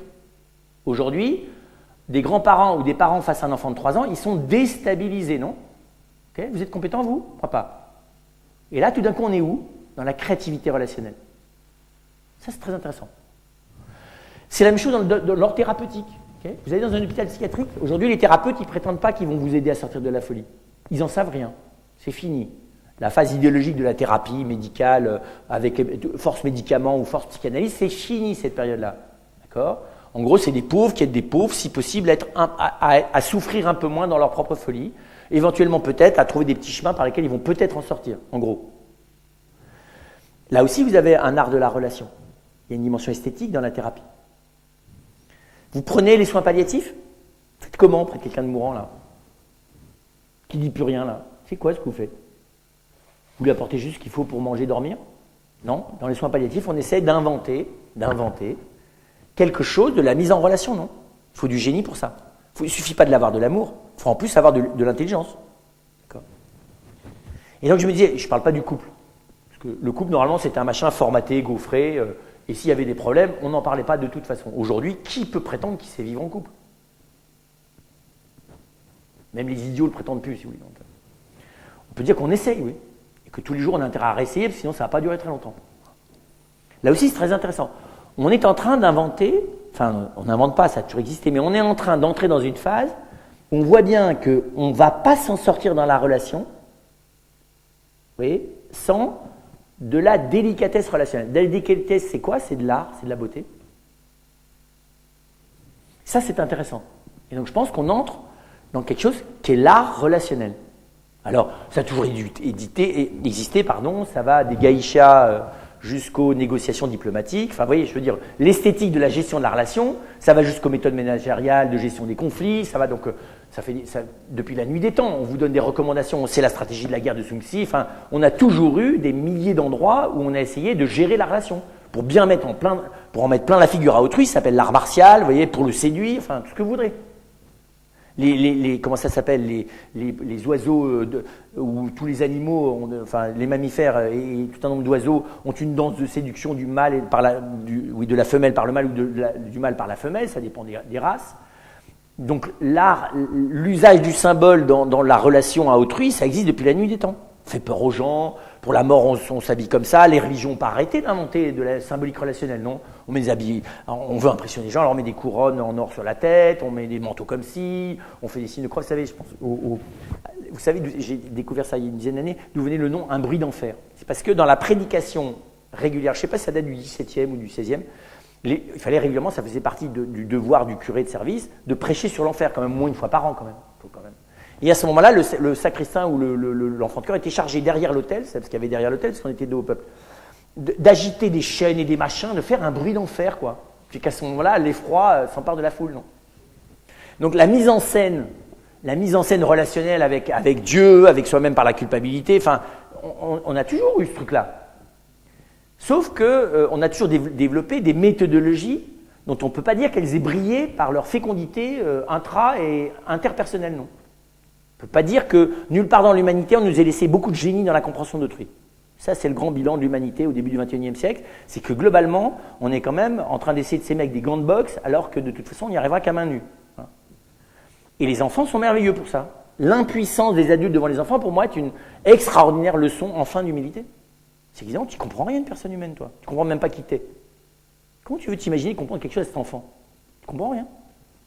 Alors tu essayes par analogie avec tes vagues souvenirs, ou tu t'es testé sur le précédent, tu essaies de voir si ça marche avec lui, ou tu demandes à ta copine pour voir comment elle fait avec toi, ou tu lis Laurence Pernou, 50e édition, J'éduque mon enfant, de n'importe quoi. Tu vas demander à je ne sais pas trop quoi, tu lis Françoise Dolto, tu t'es branché sur une émission de télévision, tu écoutes la radio, tu lis ton bouquin, ta revue exprès pour l'éducation. Et en gros, tu es paumé. Mais alors, c'est nouveau. C'est pas nouveau. On est paumé dans la relation. Et donc là, ce qui m'intéresse, ce n'est pas la dimension morale, je ne la regarde pas là, mais c'est la dimension de créativité. En gros, la subtilité de l'art relationnel a une marge d'inventivité infinie devant nous, pour faire simple. Donc on peut y aller là. Lisez le très beau livre de François Tcheng qui s'appelle « L'éternité n'est pas de trop ». Et donc là, il y a quelque chose, il me semble, d'intéressant, qui est qu'au fond, alors, vous avez dit, c'est pas la beauté, si c'est la beauté. La délicatesse, c'est de la beauté. Tu ne peux pas être délicat sans que ça soit lumineux, non? La délicatesse, ce n'est pas la générosité. D'ailleurs, la générosité n'est souvent pas délicate du tout. Non. La générosité, c'est souvent l'idée que j'ai du bien que ça serait pour toi. Donc j'arrive avec tous les moyens pour que tu ailles mieux, sauf que ce n'est pas du tout ce dont j'ai besoin. Et que la générosité, si elle veut devenir délicate, il faut qu'elle commence par se taire pour écouter l'autre, ce qui est plus compliqué. Que dès que j'écoute, je m'aperçois que c'est beaucoup plus compliqué, que ma générosité ne va pas du tout suffire pour rejoindre l'autre, pourvu qu'il soit un tout petit peu en situation difficile. Et l'écoute, ça vous calme la générosité, ça vous l'éteint même des fois complètement. Et là, une fois que vous êtes désespéré de votre générosité, vous pouvez commencer à entrer vraiment dans la relation à l'autre. D'accord? Parce que vous avez quitté vos idées pour aller vers le réel. Bien. Et donc je me suis dit, je lui dis, reprenez l'éducation, la rééducation ou la thérapie, les soins palliatifs, mais prenez aussi l'accompagnement de personnes âgées qui perdent la tête ou qui n'arrivent plus à... Comment vous faites pour être délicat vis-à-vis de quelqu'un qui est en train de perdre son autonomie physique mais qui ne veut pas le reconnaître et qu'il ne faut pas chercher à humilier non plus? Ben, je suis désolé, vous êtes quoi dans la chorégraphie? Pas dans autre chose. Moi je me souviens très bien avec mon fondateur là, quand tout d'un coup on s'aperçoit qu'effectivement on vient de l'épuiser en montant les escaliers parce qu'il a cherché à monter à mon rythme qui était déjà lent, parce que vu la fatigue dans laquelle il aurait fait que je me mette au sien, ah, je dis là j'ai raté le pas de 2. Je n'ai pas su danser là. Il faut que je ralentisse. Et la fois d'après, qu'est-ce qu'on essaie de danser? Ça s'appelle de la chorégraphie. Aider quelqu'un à marcher, vous allez voir. C'est autre chose que de la chorégraphie? Non. Il faut s'ajuster sur son corps. Il faut danser un pas de 2, non? C'est tout simple. Regardez les gens, moi je suis très frappé, les aides-soignants, c'est auxquels on apprend à manipuler les malades, entre guillemets, on appelle ça manipuler, pour les aider à se déplacer. Normalement, dans le respect de ce qu'ils sont, mais c'est regardez faire. Il suffirait d'ailleurs, moi j'ai un ami qui filmait ça, voilà. C'est de la beauté. C'est pas autre chose que de la beauté. La délicatesse, c'est pas autre chose que de la beauté. Le sourire, c'est de la beauté, non? Donc le corps, il est fabriqué pour exprimer. Alors vous allez me dire, c'est une beauté relative à l'amour. C'est ok, mais c'est de la beauté. Amour, je ne sais pas d'ailleurs, parce qu'il y a de l'amour aussi chez l'artiste. Mais en tout cas, vous voyez, je pense que c'est dans la relation. Et ça, je trouve que c'est très intéressant parce que il n'y a pas de génie. Il n'y a que des apprentis. Et je fais le lien avec ma première dimension, de ces artistes qui essaient de faire les choses au cœur de la vie sociale, vous voyez, avec un vrai engagement. Il y a un lien entre les deux. On est, je dirais, dans quelque chose d'une surprise permanente de la possibilité de la beauté à l'intérieur de l'infime, à l'intérieur du microscopique, à l'intérieur de l'instant, à l'intérieur de, vous voyez, de quelque chose qui est, et qui finalement qui n'est pas une œuvre que je vais pouvoir épingler sur un mur, enregistrer dans un CD, voilà. Et qui pourtant est une vraie expérience de la beauté, qui peut être aussi forte que le Luberon petit matin, ou la lumière qu'il y avait à Avignon ce matin, qui était... Voilà. Alors, des fois, cette beauté, d'ailleurs, comme dans la nature, elle naît spontanément dans la relation, puis il y a des moments, elle réclame un travail, et des fois, un travail d'aussi longue haleine qu'une grande œuvre. D'accord? Parce qu'il y a des fois, avant de s'ajuster... Vous voyez, dans la part d'expression de soi, à travers le corps, le geste, la présence qui va correspondre à l'autre, c'est des fois un travail de 2-3 ans, non? Même d'ailleurs, des fois, au bout de 40 ans, les couples n'ont pas encore réussi. Ils continuent d'essayer, c'est déjà pas mal. Voilà, donc là, il me semblait qu'il y avait quelque chose d'intéressant. Vous voyez, c'est, par exemple, ça aussi c'est intéressant, quand on essaie c'est aussi tout bête, de faire une fête de famille ou une... Vous voyez bien, vous avez les réunions de copains où simplement il y a bon à boire, la nourriture est bonne, les bougies sont sympas, et on raconte des âneries, mais c'est simplement cool. Il n'y a pas d'enjeu. Sauf que quand vous faites la même chose avec quelqu'un qui va mourir bientôt, et on le sait, et tout le monde le sait, et on va réussir à en parler sans en parler, là c'est nettement plus délicat. Et bizarrement, on a beaucoup plus d'inventivité dans la soirée là. Les mots ne sont pas les mêmes, la manière de manger n'est pas la même. Là, on rentre dans de la beauté. Vous voyez la différence? Alors, ceci dit, il n'y a pas besoin d'enjeux graves, parce que de toute façon, les enjeux, ils sont là, graves, ils sont là tout le temps, parce qu'on est là, nous. On est des enjeux graves, chacun de nous. Parce que tant qu'on est vivant, c'est bien, mais comme on risque de mourir, on est toujours un enjeu grave. Et donc, c'est très bizarre que la vie humaine, bien comprise, elle me met dans cet état de prise de risque qui est d'essayer de devenir, pour ma part, et avec les autres, et en apprentissage réciproque, en état de créativité.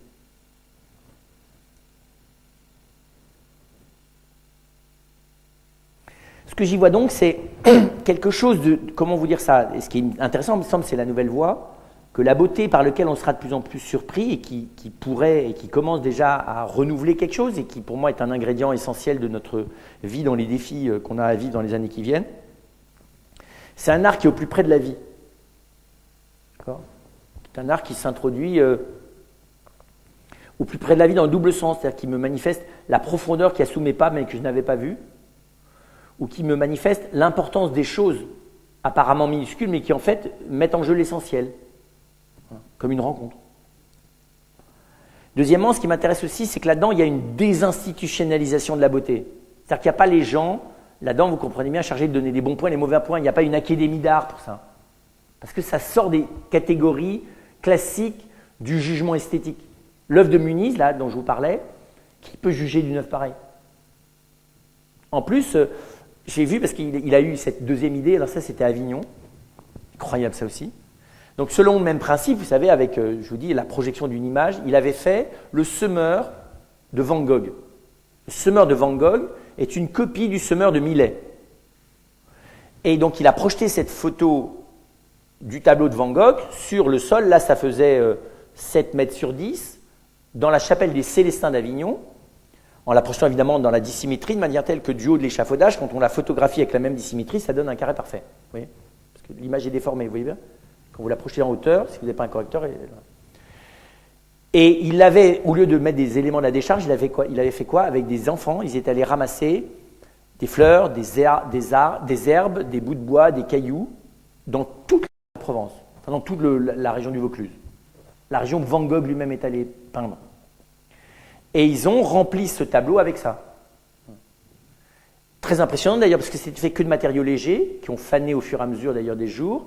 Il aurait suffi que tout d'un coup les deux ports des Célestins s'ouvrent par un grand jour de Mistral et il n'y avait plus rien en 15 secondes. Donc une œuvre qui n'est pas faite pour durer. Je me suis dit, c'est incroyable ça, d'arriver à ce que... Et là, ce n'est pas le camembert, vous savez, comme il y a eu une époque, le camembert qui se défait le long de l'exposition, et je vous dis qu'à la fin, c'est tellement mauvais qu'on le met à la poubelle, mais le temps qu'il se décompose, c'est une œuvre admirable sur la dégénérescence de la vie humaine. Bon, ouais. Là, on est dans autre chose. Et je me suis dit, mais c'est typique, qui peut juger de quelque chose comme ça? On n'est pas dans les canons classiques. Je ne peux pas dire oui, mais là, ce n'est pas bien ajusté par rapport à ça. En plus, si vous avez bien compris, c'était déformé et dissymétrique par la projection au sol. Et donc, c'est pour dire que, et puis de manière très étonnante, vous pouvez prendre une photo de ça, moi j'en avais prise, on peut vous raconter ça, mais cette œuvre-là, elle n'opérait son effet qu'en la voyant en direct. Et c'est fini. Ce n'est pas enregistrable, c'est même pas photographiable. C'est bien plus encore qu'un concert en direct. Et donc je trouve intéressant aussi du coup que cette approche, qui n'est pas nouvelle, mais vous voyez, qui approfondit les choses, n'est pas cadrable par les institutions et les gens qui donnent les bons et les mauvais points. Et puis enfin, ça qui m'intéresse, c'est que derrière, il y a une relation qui s'opère entre la beauté et la responsabilité. C'est ça qui m'intéresse moi le plus. C'est que c'est une beauté au cœur de la responsabilité et en même temps c'est une beauté qui allège du poids de la responsabilité. Je prends l'exemple de la délicatesse. Je vous dis, ajouter un tout petit peu de délicatesse et d'écoute d'autrui dans un moment de négociation familiale difficile, ça va faciliter la responsabilité et libérer du poids enfin libérer, comprenez bien, relativement. Et donc là, il y a quelque chose d'une articulation entre art et responsabilité qui fait qu'on est très loin de l'art pour l'art. On est vraiment dans l'art pour l'homme. Et il m'a semblé que c'était ça le plus intéressant de ces nouvelles voies. Voilà, à vous les questions.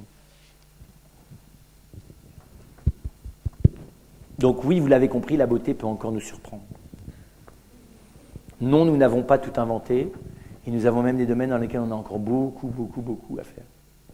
Dans ce monde, il y a que harcèlement, il y a qu'agression, il y a que le changement qui est totalement négatif. Mmh. Est-ce que vous pensez qu'on va arriver encore à pouvoir avoir dans l'esprit justement d'une évolution comme vous l'inspirez? Positive. Alors oui, parce que, comment vous dire ça, la vision macro, vous voyez, macro-géographique, la vision générale donne une trame négative, c'est vrai. Quand on analyse à gros traits notre monde, il est inquiétant. Mais ce n'est pas suffisant. Parce que la vie ne se joue pas que dans les choses à grande échelle. La vie, elle se joue d'abord dans les toutes petites choses. Et je veux dire, de nouveau, on ne vous fait pas tous les jours le bilan des enfants qui sont nés, ni le bilan des gens qui ont passé un moment dans la journée à rigoler de tout leur cœur. Voilà. On vous fait par contre le bilan de tous ceux qui ont affreusement souffert. Voilà. Donc concrètement, je pense que précisément quand on commence à repérer ces deux types d'espaces de la beauté, ces trois types, c'est-à-dire l'endroit où la beauté nous ramène à des questions fondamentales et nous aide à ne plus les fuir. Donc,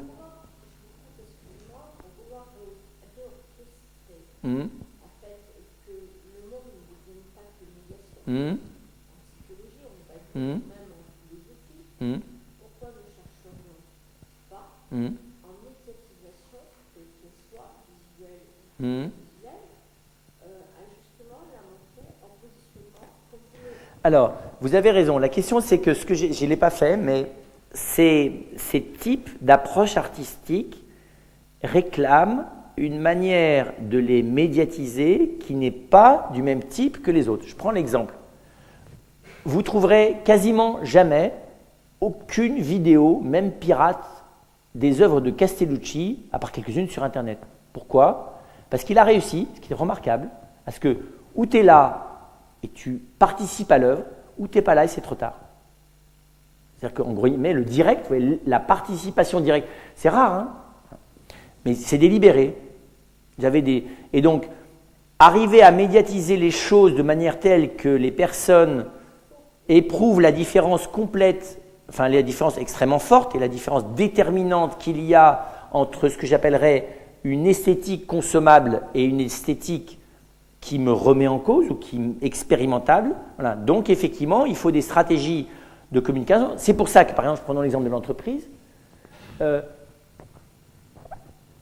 comment développer précisément comprenez bien, cette beauté au quotidien dans la relation humaine? Eh bien, pas du tout par les moyens classiques de management. Parce que vous n'allez pas donner des... Vous avez des entreprises qui font ça aujourd'hui. Elles vous notent sur la qualité de votre savoir-être. C'est typique, le fait même de le noter, c'est le tuer. C'est fini. Vous savez, c'est comment ça s'appelle, le bon prix de conduite. Vous savez, à l'école, vous avez ceux qui ont une bonne note en conduite. C'est bien d'avoir une bonne note en conduite. Ça peut être une bonne note en insignifiance aussi, hein, la bonne conduite. On sait que ce n'est pas nécessairement ceux qui ont eu les conduites ceux qui ont les meilleures notes, qui étaient les gens les plus signifiants et les plus participants et les plus d'ailleurs essentiels sur la croissance de leurs petits voisins. On a exactement vu des craintes quand on voit cette image de Guy Descraines qui était nulle à l'école. Oui, alors on en a ceci, tous les cancres ne deviennent pas des génies. Hein. Et tous les gens qui ont eu des bonnes notes, d'ailleurs, ne sont pas nécessairement des insignifiants. Oui, moi je vous remercie pour votre exposé que j'ai trouvé passionnant. J'aurais simplement une question. J'ai pas bien compris pourquoi, alors que vous nous avez parlé toute la soirée de l'art, pourquoi vous avez utilisé dans votre exposé, puis chaque fois que vous en parliez, à la place de l'art, souvent la beauté. Parce que je suis très passionné par l'art contemporain. J'ai suivi quasiment toutes les expositions, par exemple, dans ma ville, au Vogue. Et les relations des gens qui venaient rencontrer les œuvres. Et ce qui était frappant, c'est que souvent les gens ont dit « mais c'est pas beau ». Et à l'issue de la rencontre avec les œuvres, ils ont, comme vous dites, été bousculés, mais ils n'ont pas rencontré la beauté, mais ils ont rencontré une œuvre d'art sans qu'il y ait nécessairement beauté. Tout à fait. Alors vous avez raison, c'est parce que pour moi c'est trop évident, donc je ne l'ai pas explicité. Pour moi, bien sûr qu'il y a une première définition de la beauté, qui est celle que donne saint Thomas, c'est ce qui plaît. Ce n'est pas de celle-là dont je parlais. Hein. Je ne parlais pas de la beauté qui plaît. Je parlais de la beauté comme la manifestation à travers le sensible de la cohérence interne des choses. Pour moi c'est ça, c'est la beauté comme révélation, comme la splendeur de l'être. Hein. Voilà, c'est dans ce sens-là. Donc effectivement, la splendeur de l'être, quand il s'agit de la déchirure intérieure d'un être, elle ne peut pas se faire autrement qu'à travers des choses difficilement supportables. Donc, effectivement, c'était l'ambiguïté sans doute. Je n'ai pas parlé de la beauté au sens de ceux qui, au sens classique, hein, de ceux qui plaît, de ceux qui nous plaît. Effectivement, il y a des choses qui sont. Alors moi j'évite complètement de dire qu'elles sont belles. Hein. Je dis qu'elles sont jolies, qu'elles nous plaisent et qu'elles sont jolies, mais elles ne sont pas belles. Pour moi, le mot beauté, il faut essayer de le garder pour les lieux de révélation de l'être des choses. Voilà. Le reste, c'est de l'esthétique, c'est de la joliesse, voilà. Mais vous avez raison de me le faire préciser. C'est pour ça que pour moi, là aussi, la beauté de la nature, c'est très exigeant. C'est pas juste je suis ému parce qu'il y a un beau coucher de soleil. C'est terrible la beauté de la nature, parce qu'elle a des côtés qui sont d'une violence à l'égard de l'homme. Enfin, vous voyez, voilà. Bon, les images qu'on a vues du tsunami, c'est la beauté de la nature. Mais c'est absolument effroyable. C'est là qu'on voit que la beauté de la nature, elle a quelque chose de pas du tout humain. Voilà, et donc moi, parce que j'ai pas la télévision, mais dans les deux cas, je sais plus où j'étais. C'est au moment de la chute des deux tours. Je sais plus où j'étais. À cause des chefs d'entreprise, je dormais dans un hôtel, donc j'ai vu les tours s'effondrer presque en direct. Et puis le tsunami. Ces deux images vont marquer parce que dans les deux cas, on est dans la puissance, on est dans deux formes d'esthétique, celle de tours, qui sont vraiment l'archétype de la fabrication humaine, et de l'autre côté de la nature. Mais effectivement, vous avez raison de préciser que la joliesse n'a pas grand-chose à voir avec l'art, ça c'est très clair.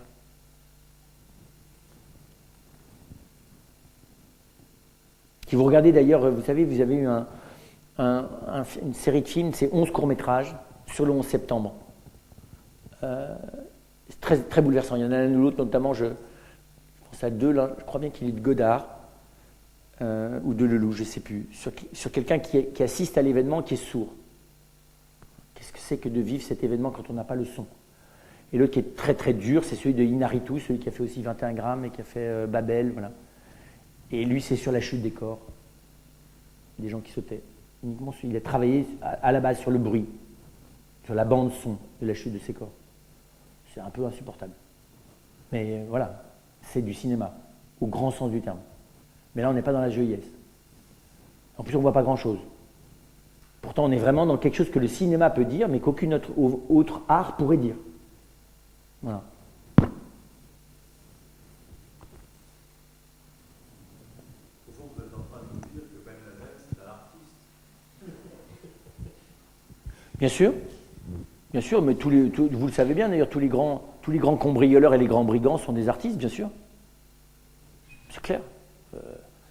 Comment dire ça, l'expression de la profondeur de l'homme, elle n'est pas toujours bonne. Donc là, je précise, quand je dis la beauté ou l'art, je dis que moi je me suis intéressé à la beauté ou à l'art qui donne accès à des questions fondamentales dans l'homme. Elles ne le font pas toujours de manière bonne. Elles peuvent le faire de manière destructrice. Le silence des agneaux, ça donne accès à quelque chose de l'humain. Enfin, oui, un peu plus là, c'est pas destructeur, mais personnellement, mais là, on peut ne pas être du tout d'accord avec moi. Je pense que le cinéma de Lars von Trier, par exemple, est un cinéma qui donne accès à certaines composantes de la personne humaine, mais je pense que c'est un cinéma qui a quelque chose de destructeur, y compris pour le spectateur. C'est mon avis, hein. Voilà. C'est pour dire. Donc, Oui, ça reste du cinéma, parce que c'est de l'art. en ce qui concerne Ben Laden, c'est un petit peu différent. Lars von Trier, il tue personne avec ses films. Psychiquement, je ne sais pas très bien quels sont les effets de ces films. Ce que je dis, c'est que malheureusement, tout le monde sait que la terreur, comme la dictature, c'est servi de l'art. Je ne dirais pas que le cinéma comment elle s'appelle, cette grande cinéaste allemande là, qui a filmé les Jeux de Berlin, c'est une grande cinéaste, c'est de l'art. Exclure l'art de propagande de l'art, je dirais, il faut faire attention. L'art de propagande, quand il est de bas niveau, oui, quand il est de haut niveau, pardon, il est terrible. Il y a chez Hitler un sens de l'utilisation de l'art qui est terrible. Avec un déni, d'ailleurs, vous le savez bien, de toute une partie de l'art, mais voilà, donc de nouveau, je ne dirais pas qu'humainement, l'art est humain dans la mesure où aussi sa manière de donner accès à des choses essentielles dans l'homme génère un chemin vers le bien, tant mieux. Mais ça n'est pas une condition sine qua non pour que ça soit beau. Ce qu'on appelle la beauté du diable. La beauté du mal, il y en a une. Voilà. Mal, ça ne veut pas dire laid. Du coup, ma question elle est un peu ridicule. Non, jamais. Parce que je parlais de l'art plus simplement. Moi, je suis architecte, donc j'ai bien aimé les exemples sur l'architecture. Et donc, sur Ricciotti et le Mucem de Marseille. Et moi, ce que vous aviez dit sur l'expérience humaine de l'œuvre d'art, ça m'a fait penser à la Sagrada Familia, parce que en fait, Gaudi, il n'a pas seulement dessiné la Sagrada Familia, mais il a dirigé Il a même été un père quelque part pour les ouvriers. Et son œuvre n'est pas finie, donc ça rejoint certains propos sur l'inachèvement de l'œuvre. Voilà, ça c'était c'était pour moi un paradigme un peu par rapport à ce que vous avez dit, même si c'est pas contemporain. Et ceci dit, la Sagrada Familia n'est pas terminée. C'est parfaitement. Je suis complètement d'accord avec vous. J'y avais pas pensé, mais vous avez raison. C'est complètement exemplaire de tout ce que j'ai pu dire. Dans le sens, et puis en plus, cet homme avait, y compris dans la relation à l'autre, y compris dans la relation à Dieu, quelque chose d'une sainteté dans la délicatesse. Ça se voit d'ailleurs dans son art. Mais vous avez tout à fait raison. La Sagrada Familia, c'est exactement ça. C'est vraiment pas simplement. C'est le même paradigme que celui de la cathédrale, mais transposé dans la modernité de manière extraordinaire. Quand vous voyez que c'est les Japonais qui continuent d'alimenter, et cette œuvre, oui, on sent d'ailleurs très bien que quand elle sera achevée, elle ne sera pas achevée, parce que j'allais dire, elle est faite déjà pour tout ce qui va s'y vivre. Vous avez des bâtiments qui sont, comme on dit, clés en main, et il y a des bâtiments clés en main qui ne sont pas faits pour ce qu'on va y vivre. Ils sont simplement à la gloire de l'artiste. Et je ne reciterai pas l'exemple d'une cathédrale que j'ai cité tout à l'heure, qui pour moi n'en est pas une, et vous l'avez compris. Voilà. Mais là, la Sagrada Familia, vous avez raison, on est à fond là-dedans. Et donc je reviens sur le début de ce que vous avez dit. Vous avez beaucoup parlé du design et de l'objet produit comme une esthétique commerciale. Et en fait, vous avez parlé d'une désintoxication de l'image, mais concrètement, quand on est architecte, on doit se nourrir de ce qui est fait pour être contemporain aux œuvres. Et notamment, si on suit vraiment l'évolution, on voit les tendances actuelles. Il suffit de regarder les bâtiments qui sont autour d'ici, avec du bois, avec des matériaux utilisés de telle manière. Et on est obligé de se nourrir d'images. Et comment on peut se désintoxiquer tout en restant contemporain? C'est la nourriture bio. C'est-à-dire que, bien sûr que l'architecte ou l'artiste doit pouvoir se nourrir intelligemment de ce qui se fait. Mais d'abord, je pense que dans certains cas, il vaut mieux qu'il s'en nourrisse en allant directement sur les lieux, plutôt que d'avoir simplement des photos. Et puis moi, j'ai toujours cet exemple de Pouillon. Pouillon, vous voyez bien, celui qui a écrit, qui a fait beaucoup d'hôtels en Afrique du Nord. Et j'ai des amis de mes parents qui m'expliquaient qu'il lui avait demandé de créer une pièce, parce qu'on venait de leur donner un magnifique lit, plus qu'à deux plats, vous voyez, un espagnol, un magnifique espagnol. Donc il lui demandait de créer une pièce pour ce lit, quelle allait devenir leur chambre. Et Pouillon a passé, je crois, si je me souviens bien, 2 mois à venir tous les samedis soirs, parce que les samedis soirs, ils se retrouvaient avec des amis. Donc ils avaient tous les samedis soirs un moment de réunion convivial et tout. Et il est venu pendant 1 mois, tous les samedis soirs, voir comment vivaient les gens là. Après, il a dessiné sa chambre. Voilà. Donc je dirais la désintoxication, elle vient de là. Au fond, de fréquenter ceux et celles qui vont avoir à vivre dans ces lieux. Donc je pense que, du coup, on rééquilibre les choses. Je pense qu'il y a les images, et vous nourrissez d'images, et d'expériences esthétiques multiples. Il y a ce moment où vous allez vous nourrir de choses qui sont plus immédiatement architecturales, y compris dans la composante élémentaire, et la nature peut en faire partie. Et là, vous rapatriez les images, vous les réenracinez dans des expériences encore plus fondatrices. Et puis après ça, quand vous allez à la personne, voilà. Et je pense que c'est une question d'équilibre. Et donc, mais vous avez raison, c'est comme il y a une espèce d'ascèse. Et le risque, on le sait bien dans l'architecture, c'est de faire du coupé-collé, complètement désincarné. On a un exemple à côté de la maison de Saint-Geudard, comme ça, il y a un pont là-bas. Je ne sais pas quel est l'architecte de ce pont, mais c'est un homme qui n'a jamais marché sur un pont, qui n'est jamais venu à cet endroit.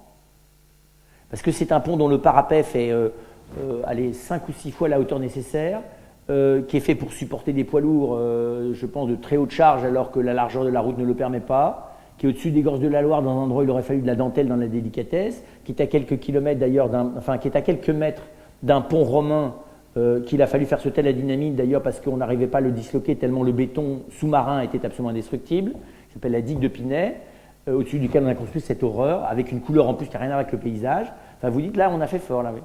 Et lui, je ne sais pas à quoi il carburait, mais pas au réel. Hein. Voilà. Donc c'est pour dire ça, c'est un intoxiqué. Et je pense que dans tous nos domaines, on ne peut pas éviter l'intoxication. Le tout, c'est de sanctuariser certaines expériences qui nous aident à revenir au fondement de la beauté, au sens où je l'ai dit tout à l'heure. Voilà. Il y a des œuvres qui ont cet effet-là. Bon, moi, vous avez compris, je suis un amoureux du cinéma. Si j'ai besoin de revenir au cinéma dans ce qu'il a de premier, je reverrai Stalker de Tarkovsky 500 fois, quoi. Je sais que je sortirai de là, je serai revenu dans mes chaussures, je serai revenu dans le réel de ce que je suis, et j'aurai de nouveau un regard de discernement, voilà. Et ça aura chassé de ma tête tout un nombre d'images qui ne sont pas nécessaires. Donc des fois, c'est dans l'art lui-même qu'on a la désintoxication de ce qui nous abîme. On sait bien, certaines musiques entendues, certains enregistrements, je pense là aussi à la musique, je pense à Dino Lupati, il y a des choses que vous entendez, ça vous remet, vous retrouvez une espèce de santé de fond, et là tout d'un coup, ça recrée un vrai espace.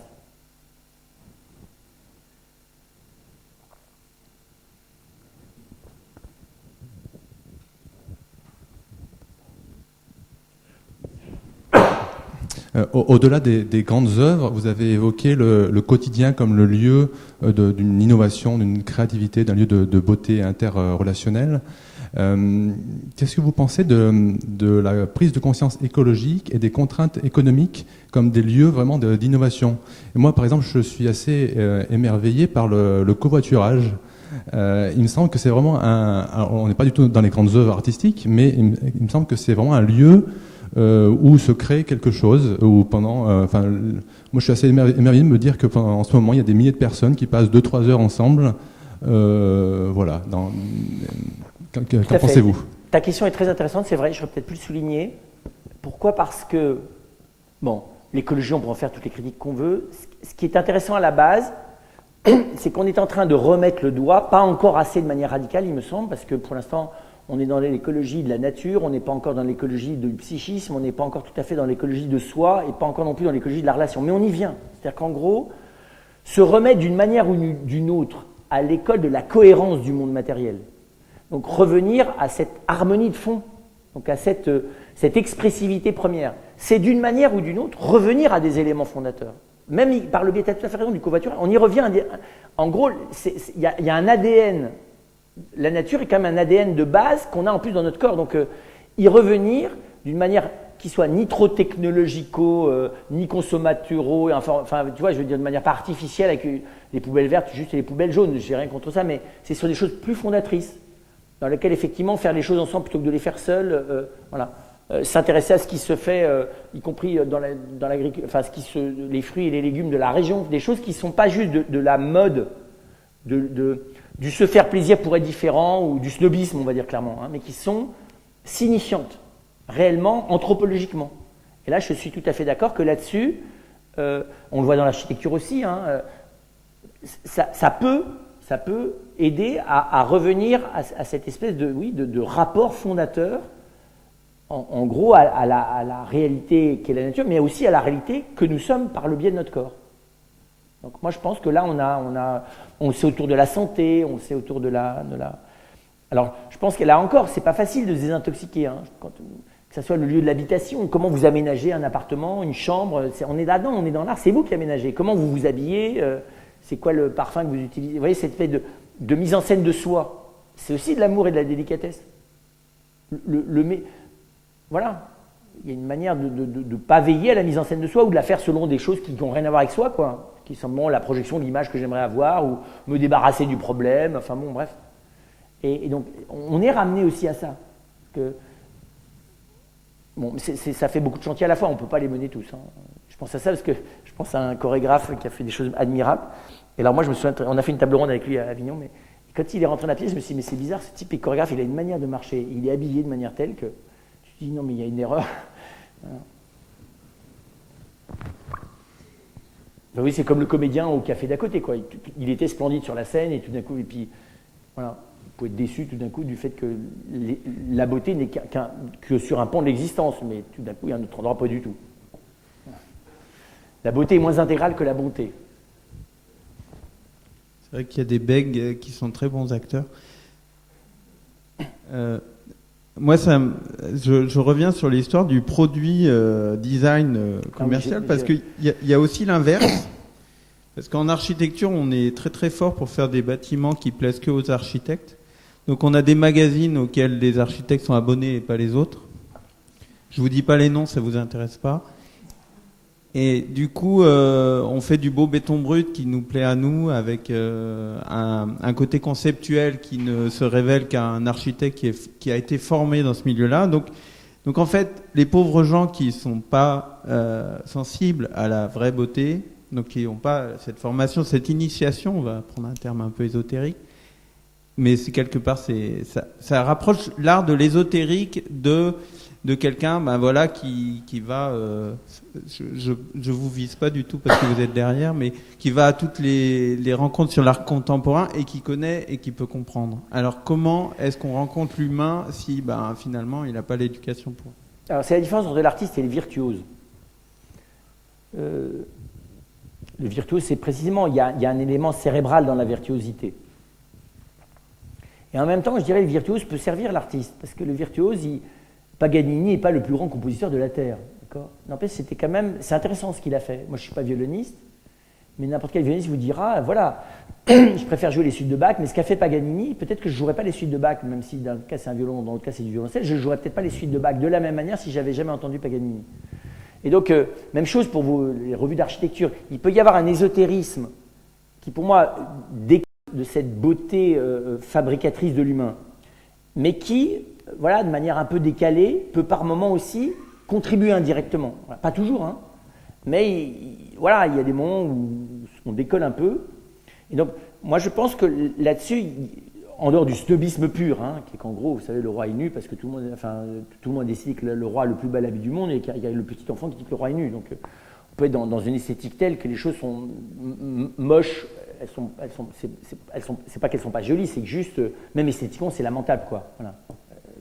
On va pas parler d'architecture, je ne citerai pas certaines villes de France où vous dites, mais les types qui ont conçu ça, mais ils ont vraiment même aucun sens architectural élémentaire. C'est juste moche, mais je dirais de chez grave, quoi. Voilà.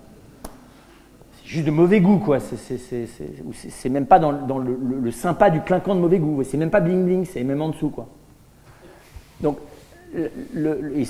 et donc là, il y a quelque chose, je trouve, qui est intéressant. Alors ensuite, je reviendrai sur le design. Pour moi, ça ne veut pas dire que le design est le modèle de la manipulation psychique, parce que pour moi, le design, il peut être exactement l'un ou l'autre. Hein. Le design peut être un design de la superficialité pure, qui est simplement dans l'optimisation du plaisir sensible, sans aucun contenu. Mais à l'inverse, le design, au sens où certains l'utilisent aujourd'hui, c'est exactement l'inverse. C'est qu'en gros, c'est présent la cohérence profonde des choses qui apparaît jusque dans leur surface. Et donc, on pourrait dire comme ça, les rampes en métal du Mucem, elles ont un design qui, pour le coup, correspond, on a presque l'impression que c'est comme de la peau en argent, c'est incroyable, quoi. Voilà. Donc là, c'est autre chose. Ça, c'est du vrai design, au sens où c'est du design avec de la profondeur, et pas du design de la superficialité. Et c'est vrai qu'aujourd'hui, on s'aperçoit mieux, comme l'art déco, qu'il n'y avait pas que de la déco, que des fois, il y a du génie architectural dans les œuvres elles-mêmes. Voilà. Qu'inversement, des gens qui sont censés être dans la profondeur font juste du fumier. Donc, pour corriger ce que j'aurais pu laisser entendre, tout faire passer par la méthodologie du design comme manière de lisser les choses et de séduire les gens, je pense que c'est dangereux. Par contre, le design, quand il est celui de la calligraphie, voilà, la vraie calligraphie, celle orientale, vous savez, la première fois, moi je me souviens parce que je me suis occupé de la partie asiatique de ma communauté, la première fois que j'ai vu de la calligraphie, évidemment, moi j'allais choisir ce qui me plaisait à l'occidental, c'est-à-dire les pleins et les déliés. Et tout d'un coup, le frère chinois ou coréen me dit, mais ça c'est vraiment nul, c'est nul ce que tu regardes là. Et il me montre il dit, tu vois, ça c'est beau. Je dis, mais attends, le type là, il a raté tous ses traits, quoi. Là, ça traîne, c'est baveux, c'est nul, quoi. Et puis évidemment, ils vous apprennent, hein, ils vous disent, mais attends, toi tu regardes le trait. Est-ce que tu vois la main qu'il a dessinée? Et vous vous mettez à regarder le trait différemment, et tout d'un coup, vous voyez la main et le pinceau de ce capet. Puis tout d'un coup, vous voyez plus que la main, vous voyez le bonhomme, et puis vous voyez l'âme du bonhomme, et puis tout d'un coup, vous voyez quelqu'un. Et évidemment, en France, on n'apprend pas, quand on voit une calligraphie, à regarder la personne qui l'a faite. On regarde la calligraphie. Et ça m'a beaucoup impressionné, ça. Qu'en gros, c'est de la chorégraphie. C'est pas de l'écriture. La calligraphie orientale, c'est de la chorégraphie. C'est les traces chorégraphiques d'une âme. Voilà. C'est pas du tout de l'esthétique de l'écriture. Et je l'avais pas du tout compris, moi. Donc là, pour le coup, là, c'est pas de l'ésotérisme, c'est juste qu'il fallait m'apprendre à changer ma manière de voir. Et donc c'est un peu proche de la délicatesse. Vous savez, il y a des gestes qui peuvent paraître maladroits, en fait, ils sont ceux qui sont exactement ajustés, voilà, à la maladresse même de la personne qu'on est en train d'aider. Aider trop bien les gens, c'est ne plus les aider. C'est que vous êtes tellement sûr de vous vis-à-vis de la personne qui, elle, n'est pas sûre d'elle-même. Est-ce que vraiment vous êtes dans le juste? Pas nécessairement.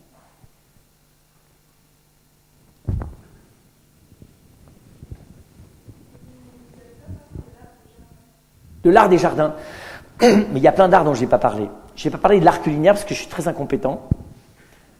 J'ai des frères très doués dans mon couvent, mais moi je ne sais pas bien en parler. Je n'ai pas parlé de l'art des jardins aussi parce que c'est un art où je suis comme un petit novice. D'abord, c'est un art qui est très très vaste, l'art des jardins, parce que ça a une telle ampleur que moi, il y a peu de jardins où je suis vraiment très très bien, et donc je suis, vous voyez, j'ai pas d'ouverture d'esprit assez large sur ce sujet-là, mais de manière plus large, hein, moi, ce qui m'a beaucoup frappé, parce que j'ai moins vécu dans les jardins que dans les champs, ce qui m'a beaucoup frappé, c'est qu'il y a dans l'intelligence du paysan au sens fort, hein, de l'agriculture, enfin de l'homme, de la terre, dans le rapport avec sa terre, un rapport d'apprivoisement, de domestication, de mise en beauté. Enfin, moi, donc le jardin, c'est ça de manière micro, hein, une espèce de, et la puissance d'expressivité d'un jardin va plus loin que la manière de gérer 30 hectares ou 40 hectares.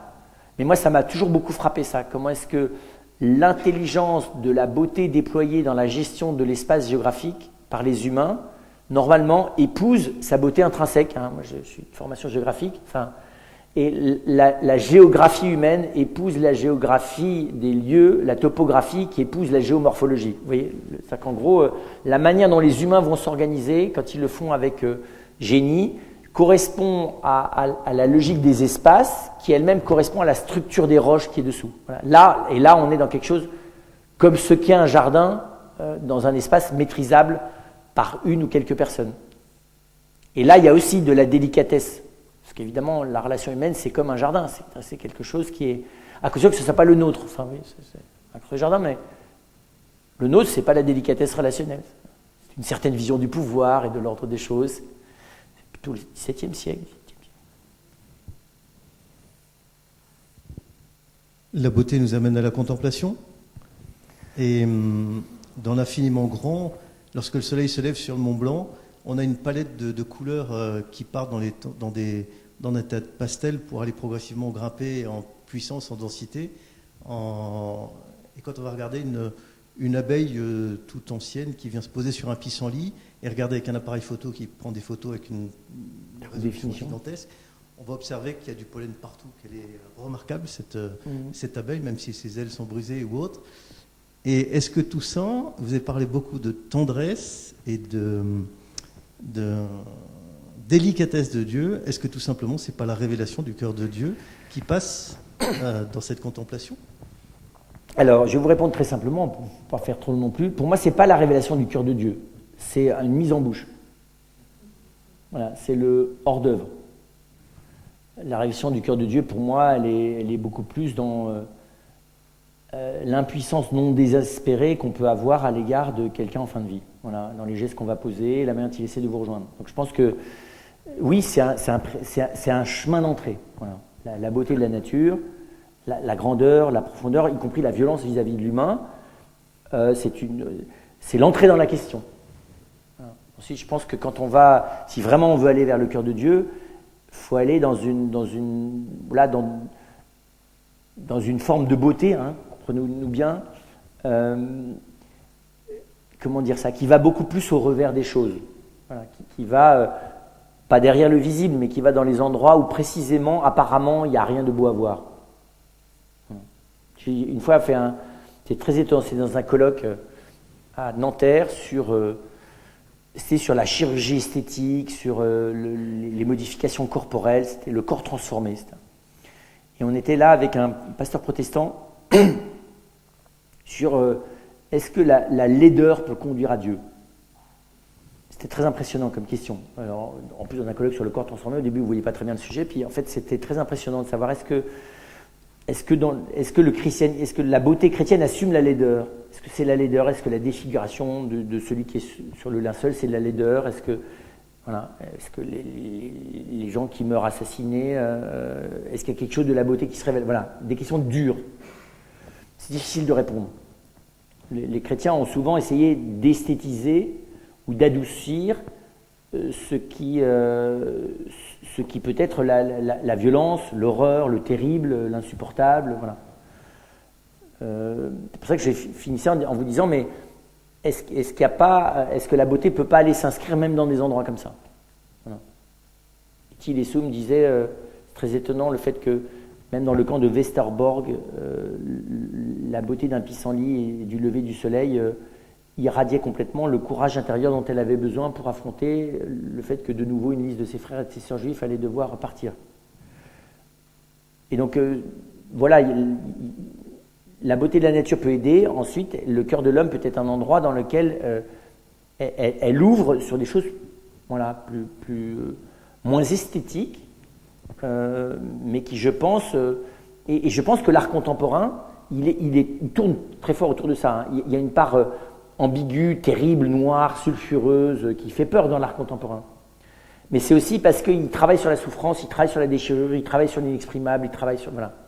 Et je trouve que il faut trouver... C'est pas un juste milieu, il n'y a pas de juste milieu là-dedans. Il faut réussir à aborder ça. Il y a des moments où on peut dire, je suis humblement pas capable d'aller plus loin dans cette œuvre. Là, ça commence à me détruire. D'autres diront, moi j'y arrive, ou on y arrive ensemble. Voilà.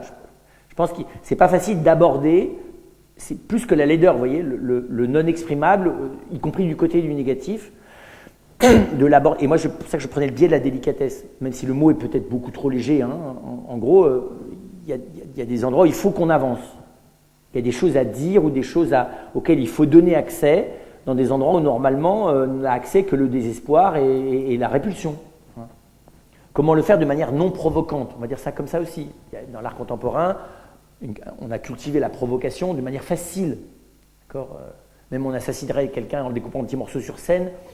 Je veux dire, c'est pas ça la question. La question, c'est comment est-ce qu'on arrive à donner accès à quelque chose qui n'est accessible bien sûr que dans l'amour, et peut-être même qu'avec l'aide de Dieu s'il existe, mais comment y donner accès en respectant le sanctuaire de l'endroit où on va. Vous voyez, c'est Auschwitz. Comment vous faites l'esthétique de la visite d'Auschwitz, c'est comment?